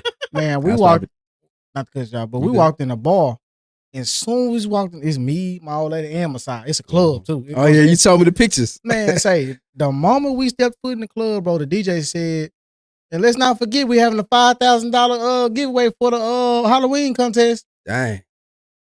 Second place gets $2,500. Dang. Third place gets I think he said $1,200. I said, what? Bro, I started looking around. I said my Wolverine costume would have beat this. Dang. But it was 3 people. But they did singles, couples, and group. Mm. I had to sing off the muscle. I would have won single. But the group, oh, that's off the chain. Yeah. That was it. Where'd y'all go to? Y'all was in Dallas. Yeah, we was right there behind the Cowboy Stadium at the hotel. Oh, okay, so y'all was in Arlington. Yeah, what is it called? Loves, I think. Oh, you got me. I couldn't tell you. I ain't been out there in a minute. Love it every time I go. We got, you know what I'm saying? You know what? I attended a wedding. I was an anonymous wedding attendant. He said anonymous. Yeah, I was in the background hollering too. Swear, I got the video and everything. When they said I do it, I was back there. Oh my God! Hey, I got the coke. We turned it up tonight. Yeah, I was all back there in the back. Yeah, I was out there. I was a part of it. So I want to go back again. I know I said keep going back. He got a lot for me. That's how he got a lot for me. I'm here for it. What's going on? So you said you had a plan. You know, you was having your first kid. Before you had your kid, you had a plan as well. You just go to HBCU and all that. What HBCU did you want to go to? I didn't know. I honestly thought about Grambling because that was the college that my aunt attended. Like I knew the damn song before I even knew anything about the school. Yeah. GS, you know, she's just thinking all around. I just knew I wanted to go to a HBCU. I didn't think it mattered. I just wanted to be around Black excellence. Like Agreed. I wanted to pledge. I wanted to dance. Next. I'm an artsy music person. That's the thing. Like medical is what I chose, but in my heart, like this is what I like. Sitting around, you know what I'm saying, investing in, you know what I'm saying, like things that actually are gonna make a difference. Having those hard conversations, like that's why I say you ain't gonna have me shy away from nothing. I don't think you would. Nothing is off the table with me. You can talk to me about anything. Okay. You know what I'm saying? So all HEBs, are they it was controlled by I ain't gonna say control, but you know they are owned by white people. Yeah. I saw that not too long ago. Especially fraternities and and then I was just say I often jump into fraternities. So you know that's a whole nother religion, right? People who believe in the Bible, that's a whole nother God they worship. Well, see, I know that now. But if you asking me what my 18-year-old self thought, you wouldn't have thought of none of that. Yeah. You know what I'm saying? The exit plan was to get as far the fuck away from Stomp the Yard. Y'all remember Stomp the Yard? You remember Stomp the Yard? I ain't gonna mad. I want to Stomp the Yard for 1 year. Really? I wanted to do drama. It was drumline for me. I realized that it was a little bit gang related. Different type of gang stuff. It was some soft gang. Yeah, there you go. What really happened is that we were thugging and started getting into it with them niggas in them parties. I would never forget. We got into it with them niggas in that one time. I was just finna say that. Was it y'all senior celebration year? Because that's when I went to that stoplight party. Listen, it was a party and them niggas came through. And when they bumped it, it started with me. Yeah, and they were talking about you bumped, he made that man hit me with a move. Man, they in line doing all this. Routine. They talking about everybody. Nigga. Boy, I ain't moving. We was on that type of time. We were like, we ain't moving. The man moving. hit me with an elbow so strong, bro. I almost start the whole fight. Swear to God. Yeah, the whole part. They cut the music off, everything. Yeah, that's the DJ. Like that. They were like, no. That's when they said it. They were like, when they strolled through, you supposed to show respect. I ain't showing no motherfucking respect to these niggas. Y'all niggas is niggas. Yeah. Period. Say it again, Joe. I don't know you, nigga. I don't know these niggas, man. That's what it turned into. Yeah. I don't know any of these niggas out here that why I got to move because your bitch ass coming through. And I don't mean that in any type of gangster type of form or threat. I mean that in the most disrespectful as well. Like, no, I mean that as a man. Fuck them. I ain't moving for you, nigga. I don't even mean flip bleeding like that. He beat I'm not gonna lie to you that shit now. If I'm walking down the highway, I don't give a fuck. Get your bitch ass out the way. About your glory line. Bitch ass out the way. It's a whole area for you to scoot to the side, and you know we gonna bump each other. You better get your bitch ass out the way, bro. You and your dance routine. Let me tell you something. I run your goddamn. I'm gonna tell you something. I'm that disrespectful. If I'm in the mall, your kids in the way, I'm in the way. Yeah, boy, you better get your motherfucking kids, bro. You know what? Speaking on that, speaking on that, motherfucking kids, bro. Like, I'm that person. They talking about it was some guy in the mall tripping. Yeah, Nah, Get listen, your so motherfucking kids, bro. me and my old lady was talking about this shit. We was in Dallas when we talking about this shit. So it was a few celebrities staying in our hotel. And you know what I'm saying? Some people had bodyguards and shit. So she felt like since he got his bodyguards and they walk on the sideline, I should take a step out and let them through. Boy, I'm not finna change the Why? Exactly. Boy, fuck. She talking about you just starting problems. Problem started. Boy, fuck them. That's the nurse in her. Man, I'm not That changing. is the considerate, compassionate, I'm not critical changing. thing. But there's a difference between being considerate and Listen. compassionate and then somebody feeling like they got just the right of way because I'm Yeah. famous. Fuck that. Oh, because you got these bodyguards with you. yeah, fuck that. The best thing you can do when we come meet, Is when we have them come, goddamn is say, bodyguards. excuse me. and Yeah, we do this right here. exactly. The But you best know what? thing you can do Everybody is not have them gonna think like bodyguards. that. Yo, yeah, Agreed. but If a You bitch get what ass I'm walk through and saying? don't say That's- excuse me, that's what you I finna got. have to get Everybody you not finna gonna get think handled like just that. Hey, like I'm finna knock you on the Hey, floor. let me tell you something. The best thing you can do is have them bodyguards. Because if your bitch ass walk through her and I don't like the energy, I'm gonna say something. Joe Swear to on God. all the Best smoke, thing y'all. If your shoulder touch Yeah, my that's shoulder your for no bodyguard reason, bro, we shit. got a problem. That's the best Really? thing. I'm gonna say, man, why you No, can't? no, I'm gonna What tell if you it wasn't something. disrespectful? No, I'm talking about Hey. in sense though. I'm talking about Let me like tell you Oh. something. if you taking the street over and I'm walking through, bro, I'm not moving. As Okay. another grown But man, I'm gonna slide to the stage. as another grown man, if I can smell your cologne, you too motherfucking close. Well, what if it's Baccarat? If you too Yeah. you too goddamn close, bro. Let me tell you something. Even Baccarat ain't close when you get close. Shit. You right. They do That that That shit. Baccarat motherfucker is strong. wild. That You is right. carry, That dog. And that Fucking Versace, carry. that That creed. YSL. That creed Mm. smell pretty strong Yeah. too. But the moral of the story is still you I got that you YSL too at the house. you too close. Mm. I don't mind telling nigga you too close. Like you too close. Well, you got So you don't do clubs. Yeah, I do clubs. How the fuck do you do clubs with I niggas can't being fuck there with like Niggas ain't this? stupid. Boy, he went to Vegas. He ain't. Man, that's why I don't do I get clubs. people out the way. Mm. Yeah, he Man, will. I get Yeah, too I'm gonna get you paranoid out the in way. clubs. Like he gonna you get you not, to the front of the stage. we finna get wherever we Swear need to to be. God. We in this bitch. Like whatever we need to do. I use my size and height. Hey, he got us to the. I use my shit. He got us to the stage one night. Damn. I'm No, finna well, get not one wherever night, we need to get. majority of Every nights. time we get into whatever crowd we get. That's why I told Flip I said I really need Well, to do I security. mean, Joe, you gonna, You said I really do Yeah, I need to do security. security. Yeah. Like I'm getting out there, you getting the fuck out of my way, bro. It's not no way around it. You getting out of my way, bro. Mm. I'm gonna move you if you're not. I'm whatever come with it. Most time it's all about being respectful. I ain't gotta be this person. Yeah, no, I'm saying. I'm my demeanor gonna let you know, hey nigga, move, bro. Like I'm walking through this bitch. You can move or I can move you. It's really that. So how come then that's a double standard? Because you're saying, bitch, you gonna move or I'm gonna get you out my way. But if they on that same shit. Hey, That's where fights. This come in make the me club. Come on, man. That's come on, This Joe. make me Where think fights about come my in down ethics in the club. class. And we just had a fight in the club. Then I get yo, it. who class? My ethics class. Like, what's ethically and morally right and what ain't? It's a double fucking standard to every fucking thing. Oh yeah, most definitely. Let me tell you something. As a man, another man typically is gonna move, bro. Yeah, I'm just polite. a man. Yeah, It's if my I see manner. you coming, I'm gonna get out your way, bro. Just You because. try to avoid conflict because you know where it could go. You respect the man. You Bro, I respect. ain't avoiding conflict. I That's why I respect say you. it's gonna be a fight because I'm not avoiding conflict. I'm treating you as a man, and it ain't got to do with color, race. It really comes as a human being. Because if a woman's there, I'm gonna hold the door for. I'm gonna try to get her through there. Agreed. I'm gonna do that. If I walk by a woman in the club, I'm not putting my hand on her lower back. I'm gonna touch her shoulder. Hey, let me get through. But I Okay. think it also You know what I'm just saying? depends on the environment. Like if you was walking down the hall in the hospital, if you seen another man walking, would you move? Now, Or- if you ain't moving, we finna bump, nigga, and I'm gonna say something. Hope you ready for it. I'm gonna tell you, but I also tell you, I don't have the issue because my demeanor. Yeah. When I walk, my head is high, bro. I'm looking you in your eye. Same. So I'm not walking looking down or walking looking up. Nah, nigga, I'm walking. I ain't on my phone walking. I'm walking through this bitch. If I'm on the phone, I'm walking through this bitch like this. When I'm in dealers, I'm walking through that bitch just like this. On Looking your around. P's and Q's. I'm yeah. seeing what's going on. So your demeanor as a man, you gonna move. If it's a woman, if it's an elderly person, I'm gonna try to get you through. Mhm. So a woman gonna respect it just because my demeanor is to get her through there. Yeah. A child too. I'm a lead the way for a child. A good grown ass man, bro, you gonna get right, bro. If you can't get right, I'm gonna get you together.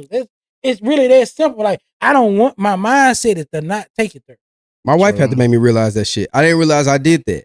But one day we was at a farmer's market out in Dallas a couple weeks ago. And she brought it to my attention. She's like, you know what I noticed? I'm like, what's up? She's like, when I'm with you, I don't pay attention to shit that's going on around. You know, she don't cuss. She's like, I don't pay attention to nothing that going on around me. Yeah. Because I know you gonna make sure that I'm good. That's Like how I she could feel be about walking my close to the man. curb and I'll Yeah. pull her ass away from the curb. She be about to bump into somebody and I'll pull away from that person because I know if she bump into this person say something, I'm gonna have to deal with this shit. I'm like, nah, That's a baby. beautiful thing. But I never noticed that. That's just the person that I am. But you know what? Back to original question, not to get off topic. When you asked me what made me calm down, the guy that I'm with now.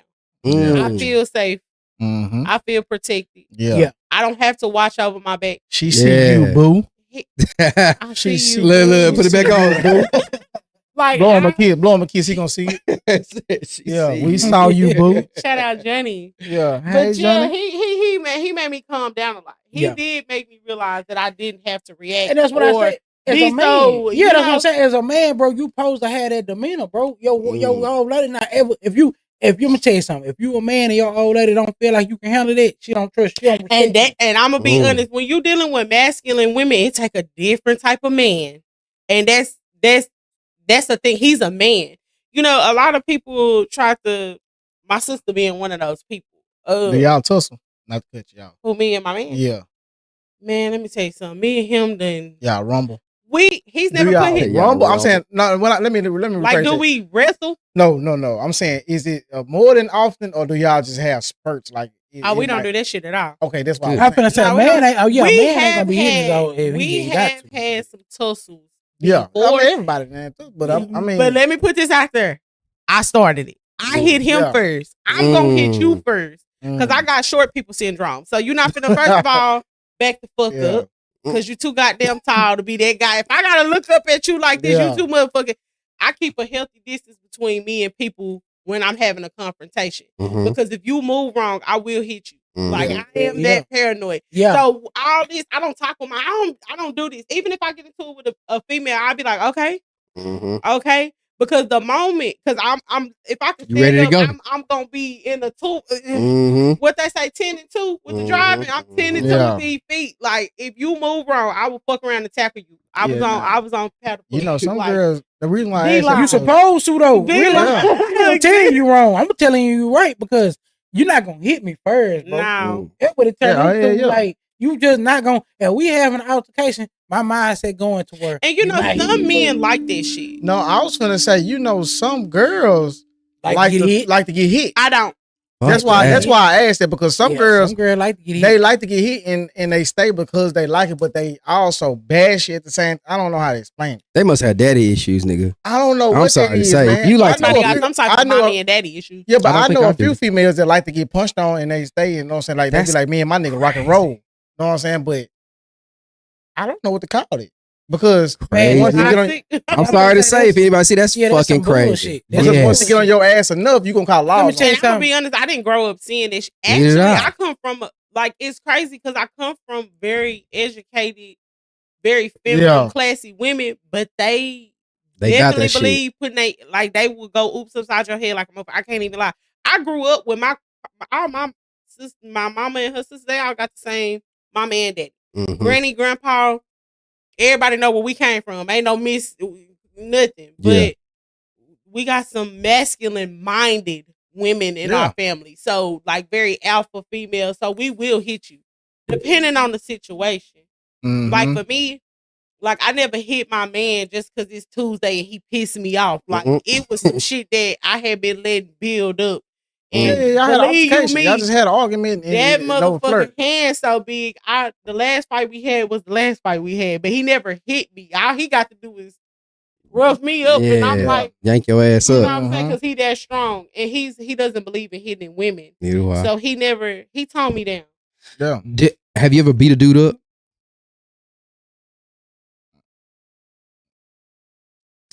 There's a reason why I asked that. That's why. Find it. Inside or outside of a relationship? I'm talking about a man. I beat my baby daddy ass. I sure did. I sure did because he threw me and my son's clothes outside because I was planning him a surprise birthday party. And I'm over here living in this fucking shack with him when I don't have to, when I can be over here with my mama and you and your crackhead ass, which she ain't really a crackhead, but you know what I'm saying? Y'all want to sit up and smoke. I ain't trying to get you turned. You know what I'm saying? He ain't gonna even, you know what I'm saying? He ain't gonna even see this. Yeah. You ain't tuned in to shit like this. You want to sit up, You a grown ass man playing games and shit. Like I ain't got time for that shit. But anyway, that's neither here or there. I digress. Or over there. Yeah, but the point was I was planning him a surprise birthday party, and long story short, he didn't know about it. I'm like, hey, we can't keep back to the money and the budget, and he didn't know what was going on. I'm like, you can't be, nigga, I'm at work for 12 hours. It's 24 hours in a day. I'm at work for 12 of it. I'm asleep the other half. Yeah. And you smoking up all the weed, but I'm buying it. Oof. You know what I'm saying? And all this planning going on. And he was like, you gonna have to talk to my mom about that. I'm like, I ain't gotta talk to your mom about shit that I bought. I don't give a fuck if we in her house or not. Nigga, that's my weed. The fuck you mean? And he said something about it. We got to the house and he was throwing me and my oldest son stuff outside. Next thing you know, I was whooping that nigga ass up in the corner. His sister threw a motherfucking hot sauce bottle from Sam's at my head. Weaved that bitch. And next thing you know, that hoe was in the headlock. And everybody was around like, Kirsten, please just. I'm like, yeah, I whipped his ass. So you whipped the house? I was in his mama house. No, I'm saying, so you whipped the house. Oh, yeah. I beat him up. It was him, his mama, the mama boyfriend, and the sister. And literally, I had this bitch in a headlock, and they was begging me to let her go. I'm like, no, bitch. So do you black out?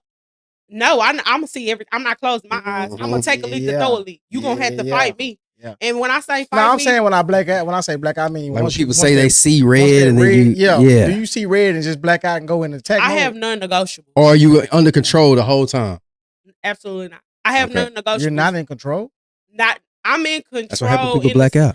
I know. That's what I'm saying. Like, I have reflexes. Like, I didn't have too many fights to where, you know how bitches like to do this? You swimming. Nah, you ain't doing shit. Nah. I don't even have to hit you. I'll put you in a chokehold submission and have you sit the fuck down. I said, go to sleep, take a nap, and reevaluate yourself. Reassess what the fuck going on. Some people fight because it sound good. It's bitches like me that like that shit. Like, bitch, I want you to try to fight me. I will literally pick you up off your feet. Y'all need to quit playing with CNAs, for real. Damn. Yeah. So I asked that because I asked you, Charles on the bed. I asked you if you ever beat up a dude, because if your answer was no, I was gonna ask, so why would you put your hands on a man knowing that a man could pretty much end your life without any weapons? Because could he though? I'm about 98% sure. Got on your ass. You just said he got some big ass hands. You said, hey. Not mine. No, I'm just saying. He was just saying the man. I think a majority of men in relationships with women could end their life quicker than the woman can end the man's life. Man, would you ask Ronda Rousey the same question if she was sitting next to my baby daddy? Hell no. But that's different. That's why I said a majority. Okay, so if Ronda Rousey was dating fucking John Jones, he would fucking kill Ronda Rousey. Yeah, that's true. If she put her hands on him. So that's what I'm saying. Most of the time, the man in the relationship is stronger than the woman, not, that's mentally and all that. Thing. So that's why I'm asking. Yeah. So being a woman that's in a relationship that you have put your hands on a man before, has it ever been in the back of your mind like, yo, this nigga could really fuck me up? But at the time, you're like, man, fuck this nigga. You know what I'm saying? It's never been in your mind that a dude can like fuck you up? I don't know. Maybe y'all can tell me what that means, but I don't put my hands on a motherfucker because we have a disagreement. Like I said, I have non-negotiables. Throwing me and my kid clothes outside because you want to sit up and smoke weed all day while I'm at work. Yeah, I black the fuck out. You gonna black out. You gonna black out. Supposed to. Because it's not just you, it's your kid too. You get what I'm saying? If a motherfucker cheat on me, I'm not gonna hit you for that. I'm gonna be like, well, what happened? Yeah, okay. There you go. See? You know what I'm saying? Because I'm going to ask questions. I'm a humble motherfucker. Because what the fuck am I not doing that made you feel like you need to go out and cheat? Yeah. I don't care. You get what I'm saying? Like, even if I would rather you just say, I don't motherfucking know. Because I don't know is the answer. Niggas don't have to have a reason to cheat. I hate that I don't know word. But to me, some people don't have to have a reason, but I feel like it's a reason for everyone. Nah, you don't got to give me a reason, but it's just that word. I don't know. He does. Man. So what the fuck you mean you want to eat? Yeah. What you want to eat? I don't get it. What you want to eat? It don't matter, baby. I don't get it. Whatever you get, whatever you eat, I elbow you in your neck.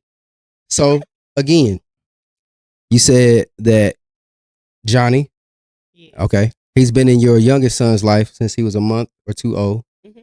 Does your youngest son know his dad? He does. Does he spend time with his dad? He does not. Do you think that your son is affected by that? Since he already has another man in his life, that he does know that's not his father. I can't tell because he's 8. Have you asked him? I have, And when I did ask him, like, hey, he went so long without. He just recently saw him. Mm-hmm. And it was only because one of his family members saw him and was like, hey, I got Greedy over here. He is too cute, too smart, woo woo woo. So that encouraged you to want to say, oh, let me see him. For like the first time is what. In over a year. Oh. He hadn't seen him since May of 2023 up until last month. Mm-hmm. And when I asked my son, did he want to go with him? He was like, I'll go for a little bit, but I don't want to spend a night. Because he don't really know him. Yeah, and I'm not forcing my kids to go no motherfucking where, whether that's family or not. So the sad thing on that is, once he get older, he'll go back and think about it. Yeah.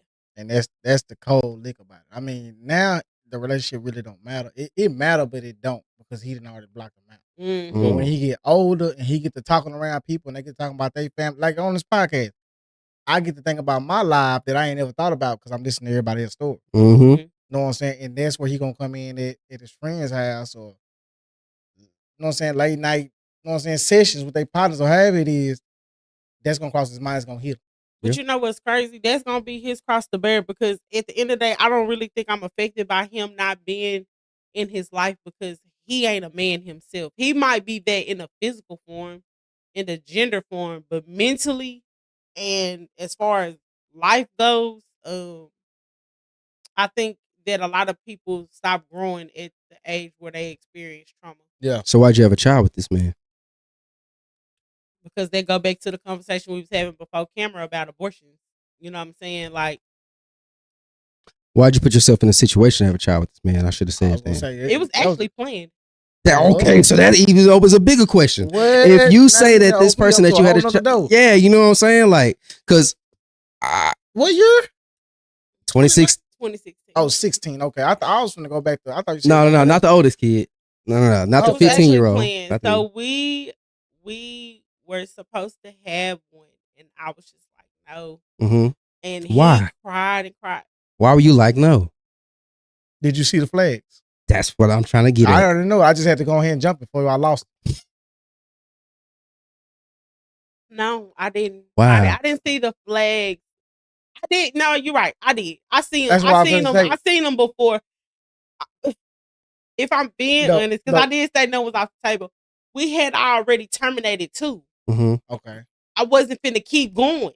Yeah. And because I put myself in that predicament, it was like, regardless of what the fuck you got going on, I ain't gonna keep doing this shit. Okay. To do this. Okay. And I'm taking everything that comes with it. Okay. I just happily had a man that stepped in and was there, so I didn't go through that by myself. Like I said, not to dive into your relationship. No, but you okay, good. so that's why I be trying. No, you good.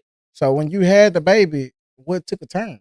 Was it the relationship? Was it your postpartum? Was it because y'all was already broken before you had the baby? So the whole little incident with the clothes being thrown outside, I ended up going to Dallas. But see, that's after the baby though. So no, this is before. This is when I found out. So he throwing the baby shower clothes out. See, no, I think I'm confusing y'all. Definitely. I'm thinking the baby already here. Yeah. My oldest son. Yes. So I was over there with my oldest son. Well, I see. Oh. Me and my oldest. The oldest son clothes out. Pregnant. I thought you meant the babies. Yeah. Oh. This was before Gritty was even thought about. Okay. Okay. And then when I left there after that incident was when I ended up finding out I was pregnant. Damn. And so I'm like, hey, I'm keeping this baby. Yeah. I was because he cried. Are you there? I wasn't, Joe. Yeah, I knew. Yeah, I wasn't. Okay. I was following. I'm tracking that. And then it was crazy because I had been knowing him and dealing with him, not having sex with him, but knowing and dealing with him since I was 14. It wasn't until I got pregnant until I realized who the fuck he was. So let me ask you this. So he had been wanting a baby though. So do you think that the problem that y'all had amongst each other is what deterred him away from the child? Nah, the truth came out. No, he just came from a bunch of ignorant, uneducated, unmotivated. That's why I said the truth came out. You start realizing who somebody totally is. Different family dynamics. He went to church because of me.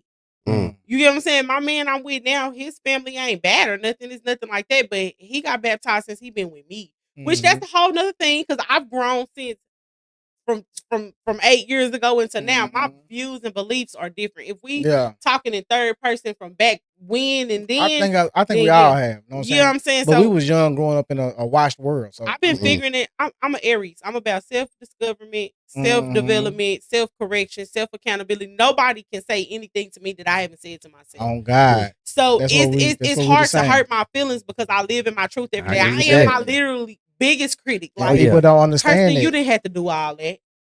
I've also learned to not say things that would cause me to have to apologize. Now I will apologize for maybe how it like how it makes you feel. But when you so used to people not being direct with y'all got love mixed up. I tell people all the time, there's one thing that love and the truth haven't come, and it won't always be what you want to hear, and it won't always feel how you want to Joe, who she sound like? Me? Shut the fuck up. But Joe had said some shit just like that before, though. I promise you. When I say that, everything she she opened her mouth up and saying is the same shit that I be saying. I wasn't finna give you. We talking to Kirston. He said I was gonna give it to you. But for real, Flip do be saying that. I'm talking about regularly. What I felt about what you were saying is that I'm the same way. I speak with intention. Yeah. I ain't got I'm gonna tell you. So I done got a little bit farther than you in my growth. I ain't even apologizing. I love that for people. I get excited about stuff like that. I ain't even apologizing for what I said. I ain't apologizing for how you took it either. Because I said it with intention. Yeah. Now now you can tell me it hurt your feelings, and I can hate that for it. Hate that for you. That's what I mean. I done got to this point now where I'm with people. I hate that you felt like that. So but you ain't never gonna get I'm sorry. Do you not care about other people's feelings? Yeah, I do care. So that's why I hate it for you. If somebody made you feel a certain way, you can't. I'm in control of me. I agree with that 100%. Now, can somebody say some shit? Let me tell you what you can hurt me. You hurt me by what you did. The shit you said might have been based off of emotion. Okay. I'm at that point now. You might have been speaking. But the actions. Your actions. Because you might be just speaking just because you mad.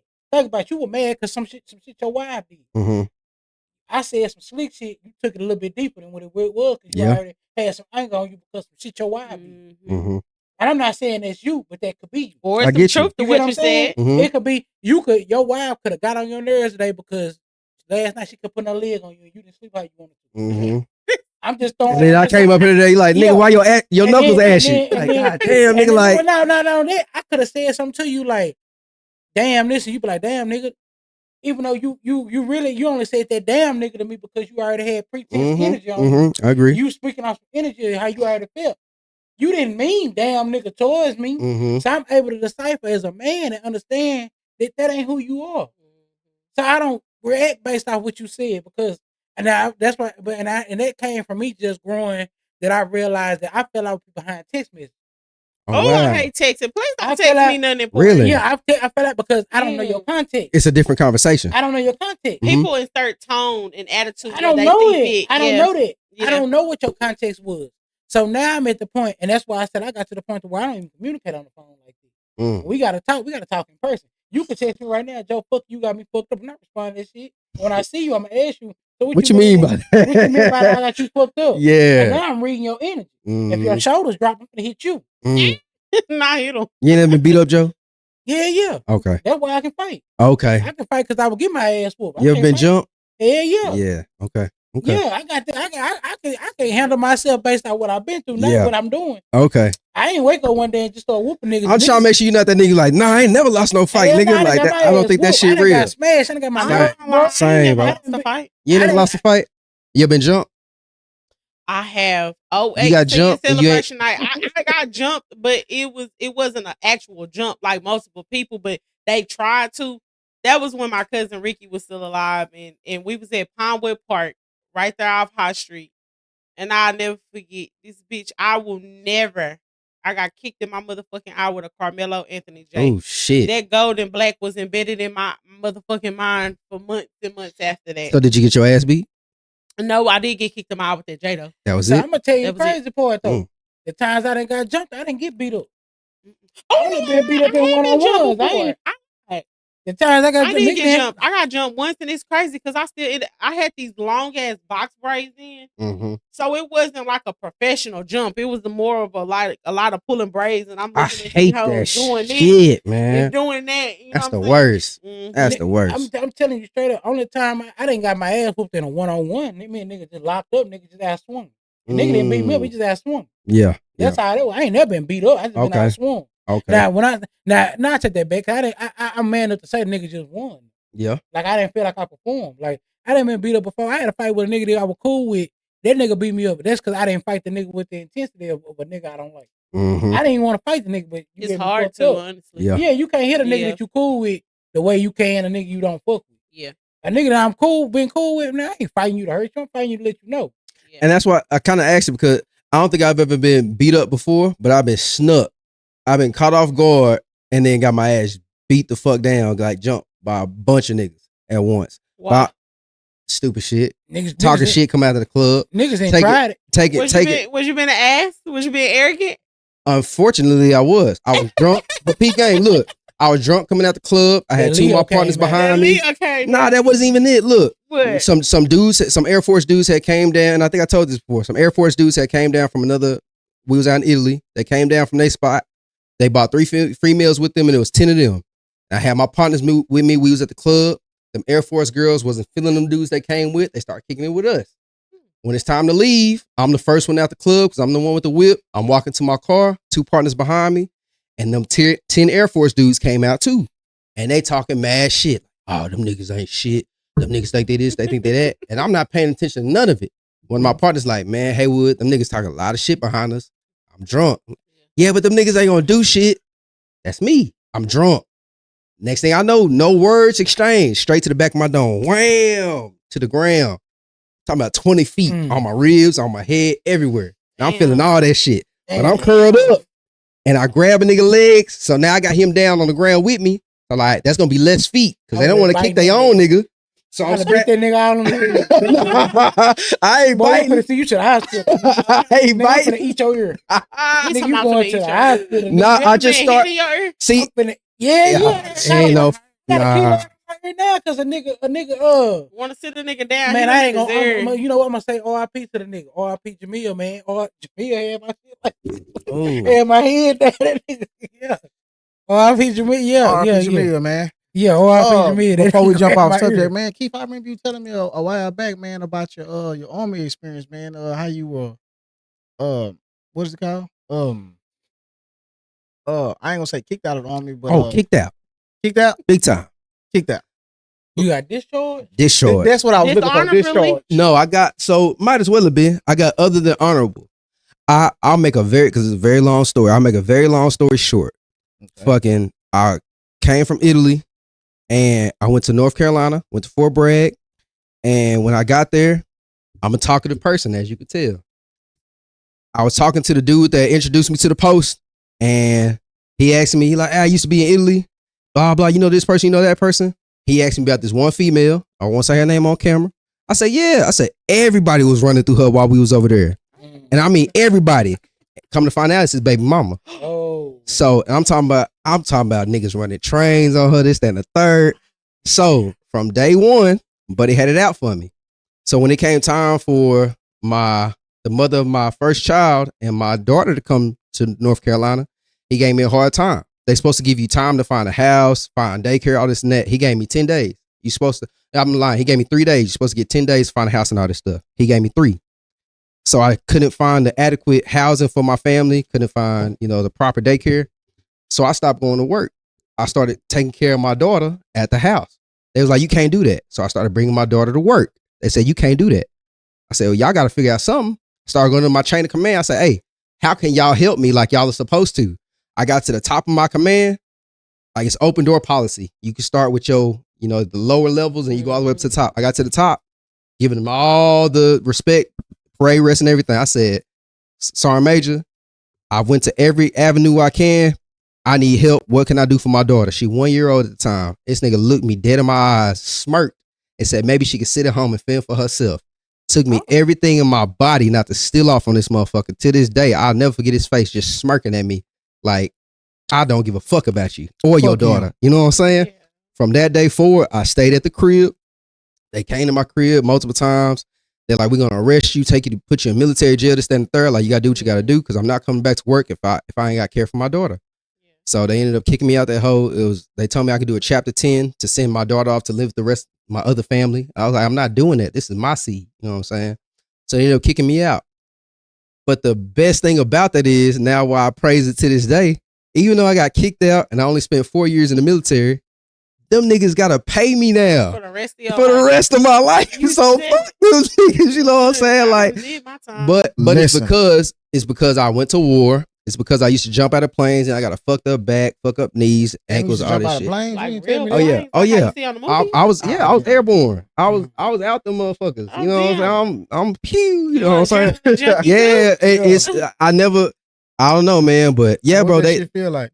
I loved it, bro. The first time I ever jumped out of a plane, they tell you don't take nothing with you. I took my phone with me. I'm putting that shit on MySpace, like, hey, a nigga out of a plane. You know what I'm saying? Like, I love that type of shit, man. That's but a nice little lifestyle right there, bro. But yeah, they kicked me up out that whole, man. But I don't regret a single minute that I spent in the military, bro. Even with the power hungry assholes, the racist motherfuckers, bro. I ran into people that was parts of the KKK, like what they call them shit, super dragons, whatever the fuck them high up KKK members was.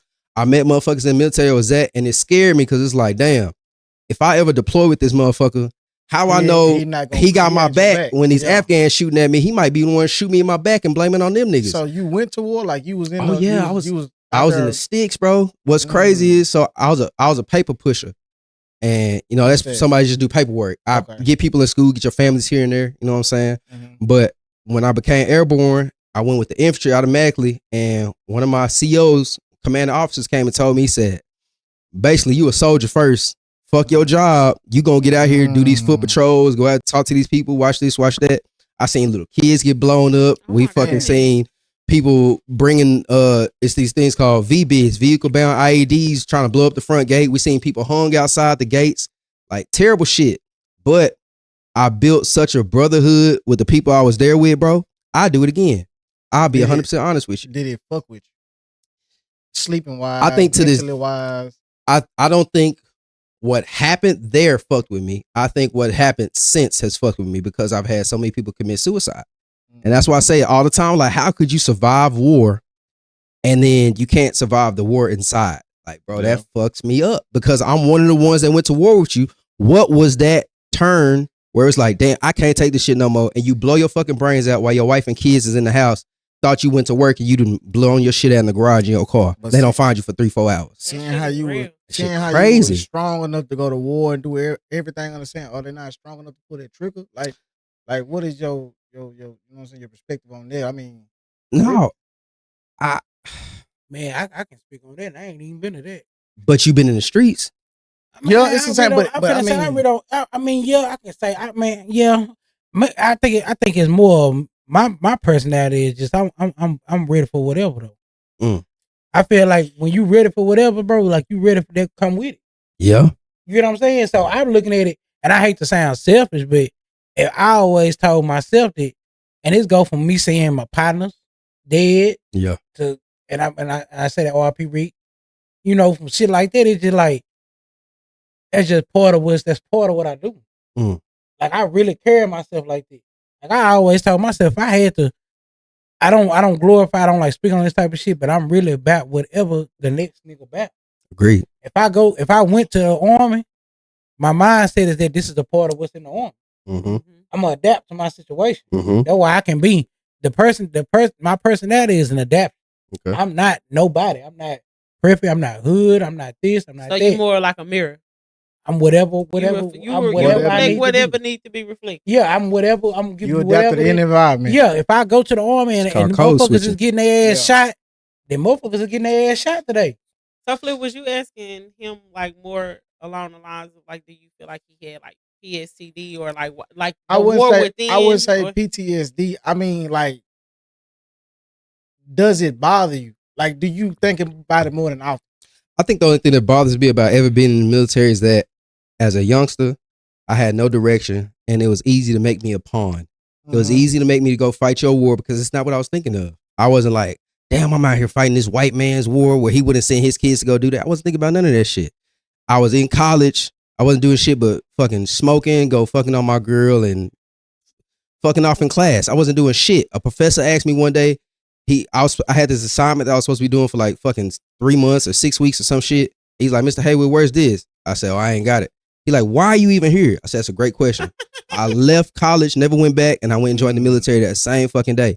So it wasn't, I was trying to be patriotic or I'm trying to get my school paid for. It wasn't none of that shit. It was spur of the fucking moment.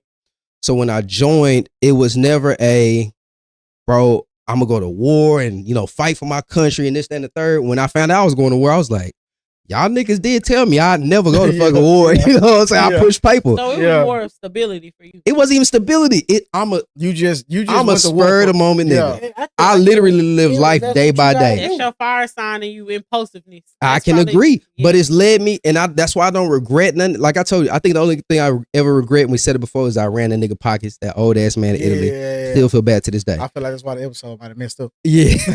Shit, when you really think about it every day, I mean, like even everyday life, like Joe said, it's really like fighting a white man's war to a degree. Did that ever key in on you once you was when you was over there? Did you like, man, this ain't got shit to do with me? It didn't key into me until the last probably 2 months of my deployment, because I started fucking with these government contract people that was out there. They was out there making bread, and they didn't have to do nothing but our communications. So we had comms people that were in the military that did it. Then we had like certified people that's 15, 20 years in the game, and they'll come over there and get paid $300,000 to be out there 6 months, 7 months. You know what I'm saying? Out there making money. So I ran into one of these dudes. First time I ever smoked a cigar and everything. We sitting by this campfire.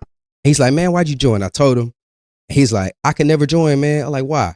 He said, I wanted to. My dad was in, my grandpa, going way back to like World War I, all this.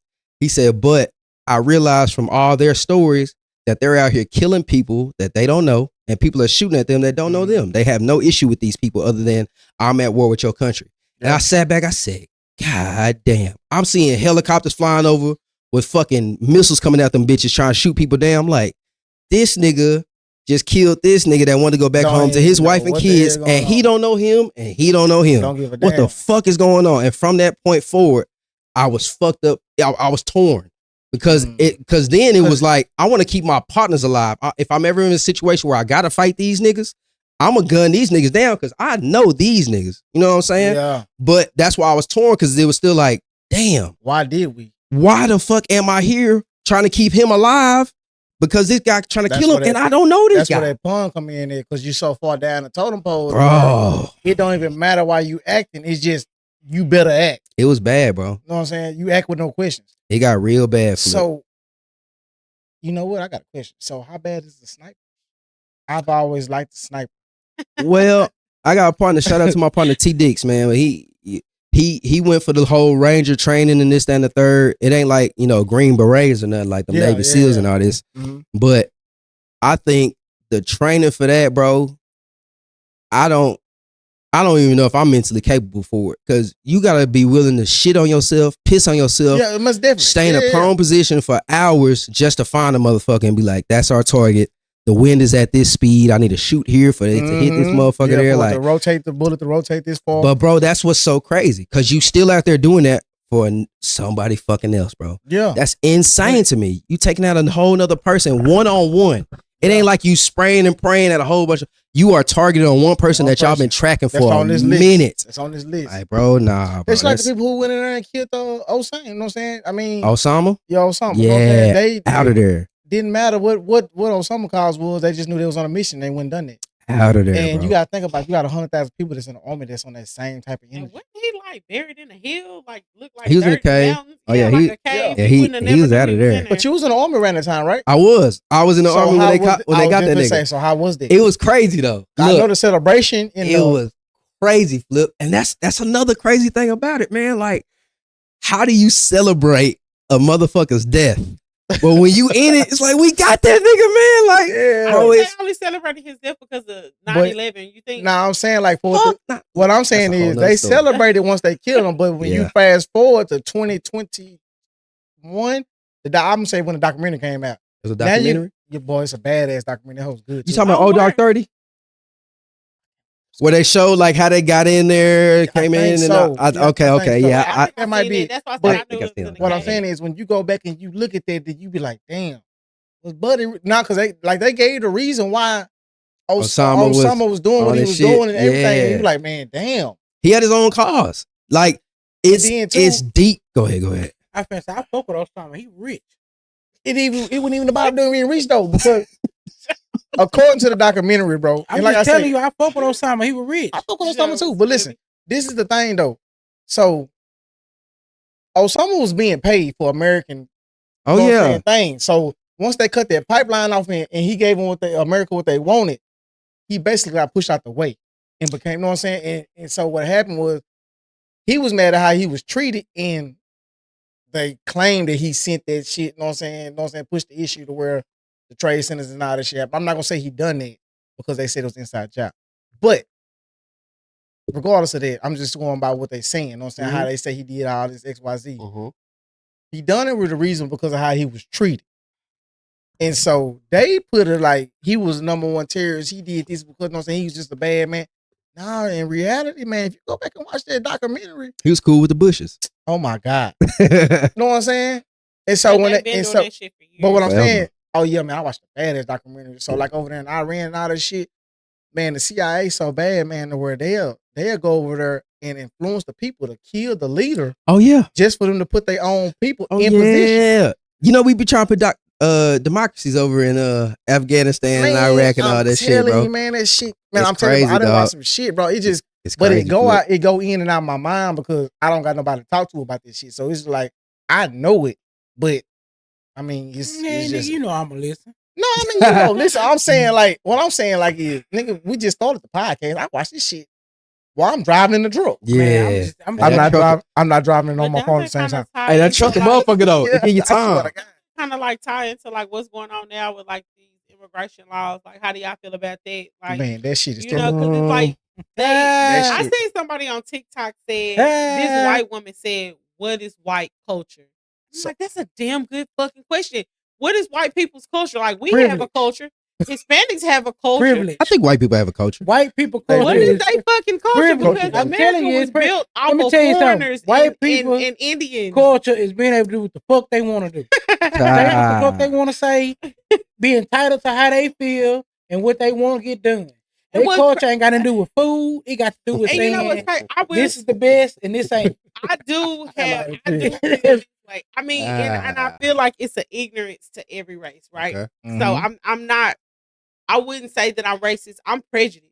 Like, I love all people. I don't mind saying I'm prejudiced because I'm prejudiced against people who don't see other people as people. Stupid motherfucker. You know, like stupid, like, you know what I'm saying? Because at the end of the day, I wouldn't give a fuck. A motherfucker walk up to you and say, how did you get your hair like that? Or, you know what I'm saying? Some shit like that. Y'all, I had black women ask me that though. A nurse said to me, and this shit just happened like maybe 2 weeks ago. I had it in one ponytail though, and I took the little bun down. And I kind of shook it out because one, you know, you got locked. So, you know, when you keep these motherfuckers up too long, my head will start hurting. She's like, oh my gosh, you look like Whoopi Goldberg. Oh. Or when they say, how do you get they didn't think that was an insult though. I don't think they meant that. I mean, they didn't think that was an insult. That they white asses would do. I pulled out my motherfucking notebook. I wrote that shit down, dated and timed it. Still put it in a motherfucking and put the name. Document that shit, trailers, everything. Yeah, because racist, and you know what I did notice? Do y'all know how many motherfucking doctors and lawyers and shit? They be this football shit in Longview is straight politics, bro. It's straight. They politicking like a motherfucker. I don't care what nobody that's in there playing with your live. That shit is real. Them motherfuckers are putting money into this shit. Like, this shit all rigged. They all cool. That's why I say I watch everything because you gotta. And that's another thing I say about people. I mean, when people start thinking about medicine and start thinking about their food, that's you know what I'm saying, reason why I went vegan. But like I said, they didn't start making processed vegan food. But if you pay attention to your body type, your health, really, and then you go to the other side and you look at other races and how they live, we've always been the guinea pig. Hands down, I agree with that. You know what I'm saying? So, we used to taking the hand-me-downs. Man, check this out. They go back to slave shit, taking the parts of the pig that they can get and shit. Yeah. Like, they got to do with why I was fucking with Trump. And I feel like they tried to dumb us down by what they gave us. They put, and like I said, man, shout out to anybody who, you know, believe what they believe. But they put, all right, so check this out. I ain't here to talk about numbers and who will pay what. I don't give a damn. It ain't pay Joe. But they put Megan Thee Stallion up here. Yep. They put Glorilla. They let Cardi B. Quavo. They put all these people up here in your face. Just predominantly Kodak black people. Yeah. I thought Kodak was for Trump. Who they Kodak talking for Trump. But I'm saying who they talking to though. But who you gotta look at the demographic they was trying to push when they was telling they putting these people in front of us. They didn't put Michelle Obama on blast like that. You sound like Charleston White They now. They didn't put black women with. I'm not saying necessarily we didn't have why we couldn't put Serena Williams. Yeah. Why we couldn't have my mama. why you couldn't speak. Why you couldn't have Halle Berry. And I'm not saying taking that away from Megan Thee Stallion, Glorilla. But I'm saying but you know what they represent the energy that they putting out ain't necessarily the best view. Most definitely. You got Glorilla talking about I got her ass. See, you know that new shit. And you got Megan Thee Stallion basically just got a documentary talking about she like to drink and fuck. And then that tie into but the woman said it. Yeah. And I'm not tying into break this household. Yeah, I don't need no man. Nah, this woman it ties into a lot of shit. This woman sat on national TV and said, I like to drink and fuck. Yeah. But you got a president who got this person performing on her thing and she on her talking about body, my ass fat, this, and that. A lot of times when women get surgery, other races get surgery, they get surgery like a black woman. They glorify her ass and her titty. But you got a woman that's glorifying that, which I'm not taking that from that. I'm just saying the truth. Y'all was pushing the narrative. You was trying to put it in certain type of, get a certain demographic just to get a vote. But that go back to, like you said, with Trump when they was talking, like Charleston White said that shit. He was talking about how they said they coming over here taking black jobs. When you think about it, it's racist people to every race because at the end of the day, you damn near gotta be bilingual. Check this at out. this fucking point. Check you need to know. You got to you got to. I see it every day. You got to have the upper edge and speak that. But I'm not really necessarily saying that was right to say that. At the end of the day, you didn't have to say they taking black jobs. But you could have just said, but it's the truth. They're taking jobs that black people could be getting. Yeah. Let's word it better. And he could have worded it better. But the fact of the matter is that's a contradiction because they go back into you caring about how people feel about what you say and how you said it because his intention might have not been to hurt our feelings. But he was giving us the hardcore truth. I'm not for Trump. I'm not saying that. And I'm not for Trump I'm just saying that sometimes it's kind of hard to. I mean, what can we really say? Oh, Trump, your orange ass could have said that better. But we feel you though. Hey, let me tell you something.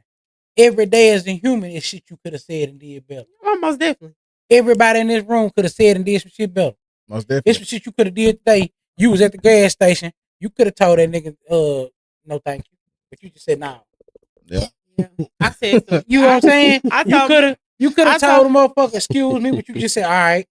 You could have did a lot of shit. Yeah, I said some shit it's not too really, long ago that I said to my mama and they was like, well, Kirsten, how could you have said that better? Y'all want to know what I said? What's that? She was a great father. She was a horrible mother. Well, how could you have said that better? How could I have? So, she was a great provider. I love my mama. Okay. You know, I'm not saying that. I could have said, "Oh, you're a great provider." I've said that, but it was a different. I needed it to hit her different. It was the reason why I said it exactly like that. Did you want her to be more emotional with you? Yeah, I did. More motherly, more nurturing. It seems like the older I get, and the more I'm breaking down all my traumas, the more emotions. That shit sucked, don't it? It's all love and light, it's like bro. You never found it growing up, but now it's like it's all coming back now. It's like it is. I get really emotional because it's like people like to keep me boxed into the fighting, loud version of myself. Mm-hmm. You ain't that person. And so like, let me look at the camera when I say this, just in case, because this is another public service announcement. Because I know y'all didn't expect me to be on the podcast. When you see me, if you say, Kirsten, you remember when, bitch, I'm going to look at you crazy. Because no, bitch, I don't want to remember when. Like, can we just talk about now? Like, I'm 33, not 23, not 16, 18, not 17. Like, stop trying to hold me accountable for shit that I was doing when I was a fucking kid. That's like, why I asked you what please you did when you leave me alone. Like, yeah. I'm not here. I wasn't out here swinging on bitches and asking questions later. Motherfuckers thought that I was an easy fight because I was 4'11", and wasn't a popular girl, and then y'all fucked around and found out, That and she I got had the popular for short the wrong syndrome. fucking reason. Yes, Yeah, like I she never had the short wanted. syndrome. I never infamous. wanted that I got you. popularity. I never needed to be in the spotlight. I don't like that type of attention. I don't like everybody knowing where I'm at. I like to be incognito for real. Yeah. Like I don't like when people can say, "Oh, she stay here," or "She do this," or "She do that," and that was what used to bother me, you know. But back to, like I said, I digress. I said that to say, like, as I started breaking down traumas and asking myself, "Well, Kirsten, why are you doing what you're doing?" It all boiled down to vulnerability, a perspective. That's why I was asking you earlier. Like it boiled down to, I was the oldest. I all my life has been about taking care of other people, whether they were sisters and brothers, whether everything I knew was told to me. I never went and researched it. And so when I got to figuring out who I was and challenging these generational things that have been passed down, it's, oh, she crazy. Oh, she's weird. She's weird. She's weird because I don't Switch that allow camera my quick. kids. I'm here. She's weird because I won't let everybody watch my kids. You know what I'm That's a saying? good thing. She weird because ain't no motherfucking clothes those in my house when your kids come over here. I let playing under the covers and shit. Hell Motherfucking no. kids too goddamn friendly for me, bitch. Go outside. Yeah. Like, what the fuck is the trampoline back there? I got a bike out there for you. I will go buy water balloons. I will buy fucking sandwiches. I'm gonna find something for the kids to do. I'm gonna be out there, red light, green light. Do this, do that. Like, I like for kids to be kids. Like, I just have so many thoughts and feelings on things, and I just want to get back to being able to say, "Damn, Joe, how's your mental health today?" Yeah, nah, for real. You get what I'm saying? Nah, Damn. Like, I hit up somebody that's in y'all age range one time. I'm telling you, I don't want to put his name on here, but Don't y'all, do it. I was Don't do so it. fucking desperate. I was so fucking depressed that I hit a rando up. I'm gonna tell y'all when we done filming. And I was like, bro, I just need Then to. try to get that bitch, Joe. I was like, I hope just you need got to it. talk. Like, I just need somebody. I needed anybody who wasn't a part of my intermediate circle. But that's what we're here for. And it was hard. It was hard. It's always hard. It was hard. But I just. This is a platform on and off the camera if you want to talk. You know, Which I want to ask me. Y'all can ask me. I do got a question. What? You know, I'm full of them. Oh, look. I'm just gonna go back to what you said. You said you better not go back to 2016. No. Okay. This is what you just said 2-3 minutes ago. Okay. You said your mother was a great father. Say it again for me. She was a great father. She was a horrible mother. So what you told me earlier is, I think you said with your oldest son, you was like, I'm not as, I don't want to say you didn't verbatim say you weren't as emotional with him, but you like, yeah, I'm gonna provide for him. I'm gonna do this. Okay. Do you think that stems from your mom? Oh, that's exactly where that shit stems from. So that stems from her mom. So are you trying to break that? It's an open door policy in my house. Anything can be talked about. Straight up. Anything like we talked about. I might not like it. Yeah. But you that know, shit don't matter. My mama and them love to say, well, Kirsten, you would not be like, you can't speak for me. Because the difference is I want to know what the fuck my kids thinking because I don't want them to feel like I feel. So it's either I'm going to deal with this shit now, I'm going to deal with it 10 years later after them fucking festered. And they can't really articulate. I need my men to be able to know that it's okay to feel these feelings. I heard something you said. Yeah, like I'm like, you can feel how you want to feel. Like you need to be able to articulate how you feel. Or if I say, well, how was your day at school? Well, that happened. Well, why do you feel? I'm always asking why. Same. Exactly. You're supposed to. Why? Do you ask your kids how their day was when they got out of school? And everything. My mama used to say all the time, this is not a democracy, it's a dictatorship. I didn't like it. Shouldn't be. I didn't like But that was the older generation because that's what they grew up on. You know what I'm saying? So well, I feel like, you know, me and a couple of my homegirls say this all the time. That's a sweep under the generation rug. They be trying to act like this shit going, y'all was more raunchy at fucking Freaknik than we is now. But check this out though. So in this sense of you talking about your parents, so have you found time to forgive your parents for how they treated you growing up, knowing that you didn't understand what they went through as a child? This is the most controversial topic in my family because just 2 weeks ago, I ain't never met somebody who get into it with their family every week. No, I don't get into it with my family. I challenge y'all to think about the stupid shit that y'all said. Because did you even think about that shit before you said it to me? Me and my dad, I love him. And I'm gonna tell you why I love my dad, because no matter whether he was on drugs, no matter what the fuck he was going through, he kept God in it, and he always tried. He always wanted to know why I felt how I felt. He always gave me a like, baby, what do I need to do? It doesn't matter how hard it was. He was there. He got to know me, like inside me.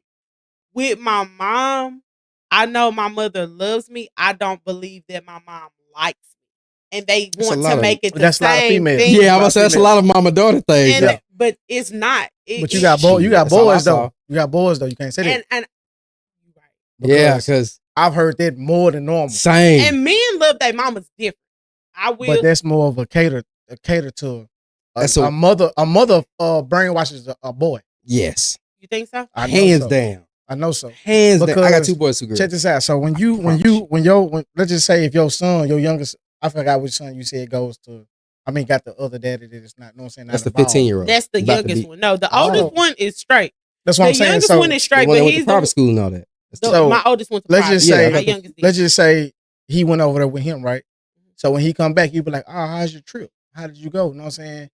"Oh, well, I missed you." You know what I'm saying? I thought about you every day. Or are you okay?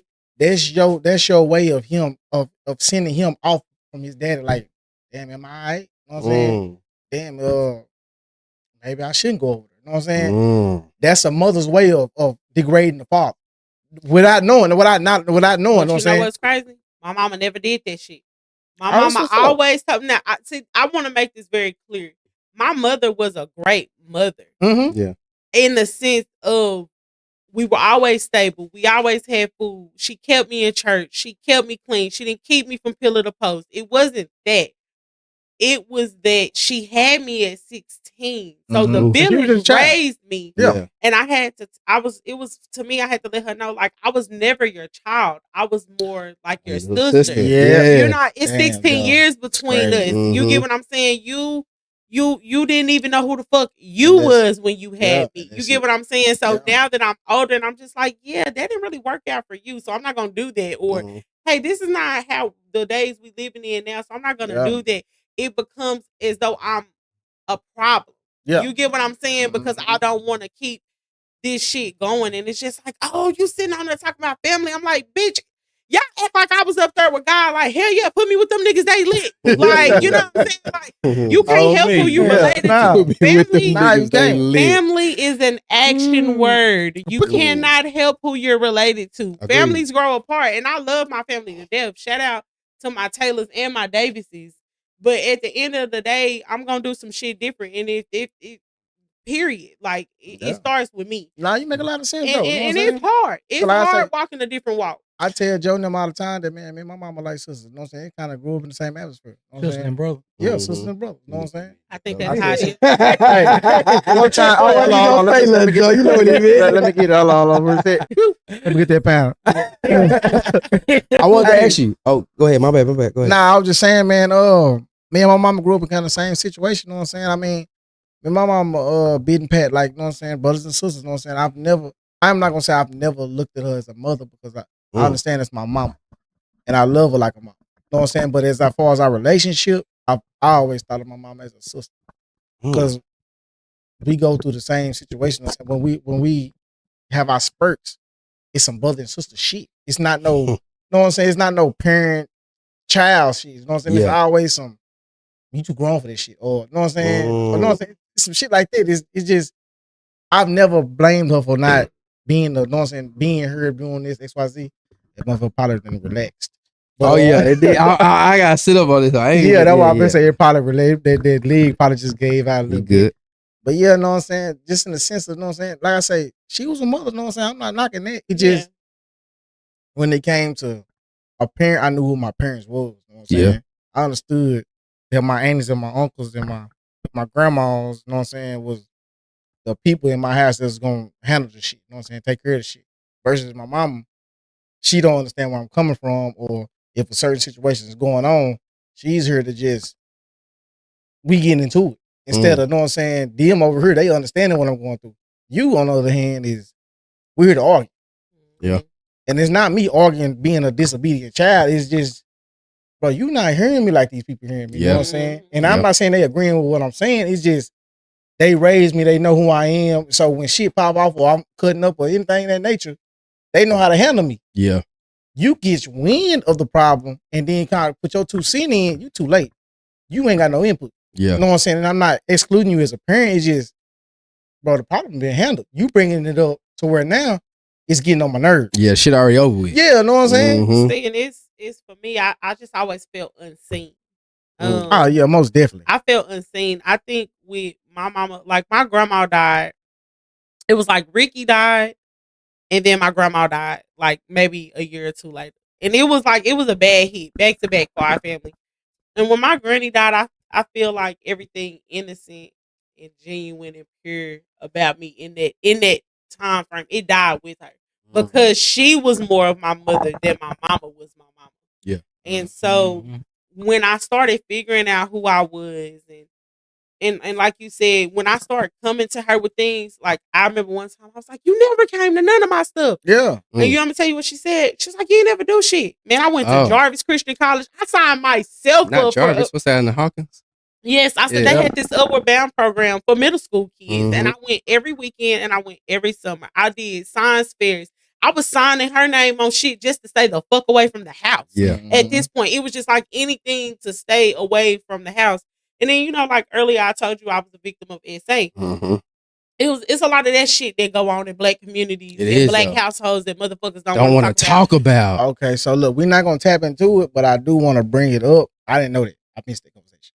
But after that, we're gonna tap into the cause. But the SA, how did that mess with your mental growing up and at that time? I'm paranoid as fuck. My kids don't go to nobody's house. And ain't nobody kids come to my house. How long did it think? How long? Not to cut you off. No, you good. You good. But how long did it take you to know what I'm saying? Basically, find yourself after the altercation. Was it an ongoing altercation or was it just it happened and then you didn't know where it was going? And that shit was graphic, bro. That shit was ongoing and that shit was by other kids, people we know. You know what I'm saying? I never put them on blast. No. I ain't trying to put you on blast. No, you good. You know what I'm saying? So your mental from that point on to where you knew it was wrong, how did it carry on in your lifespan? Where I know you just said, you know what I'm saying, you watch your kids out of I'm talking about you. Having sex too soon, confused about my sexuality. When we was talking about the girls and the boys earlier, when I was like, I'm more.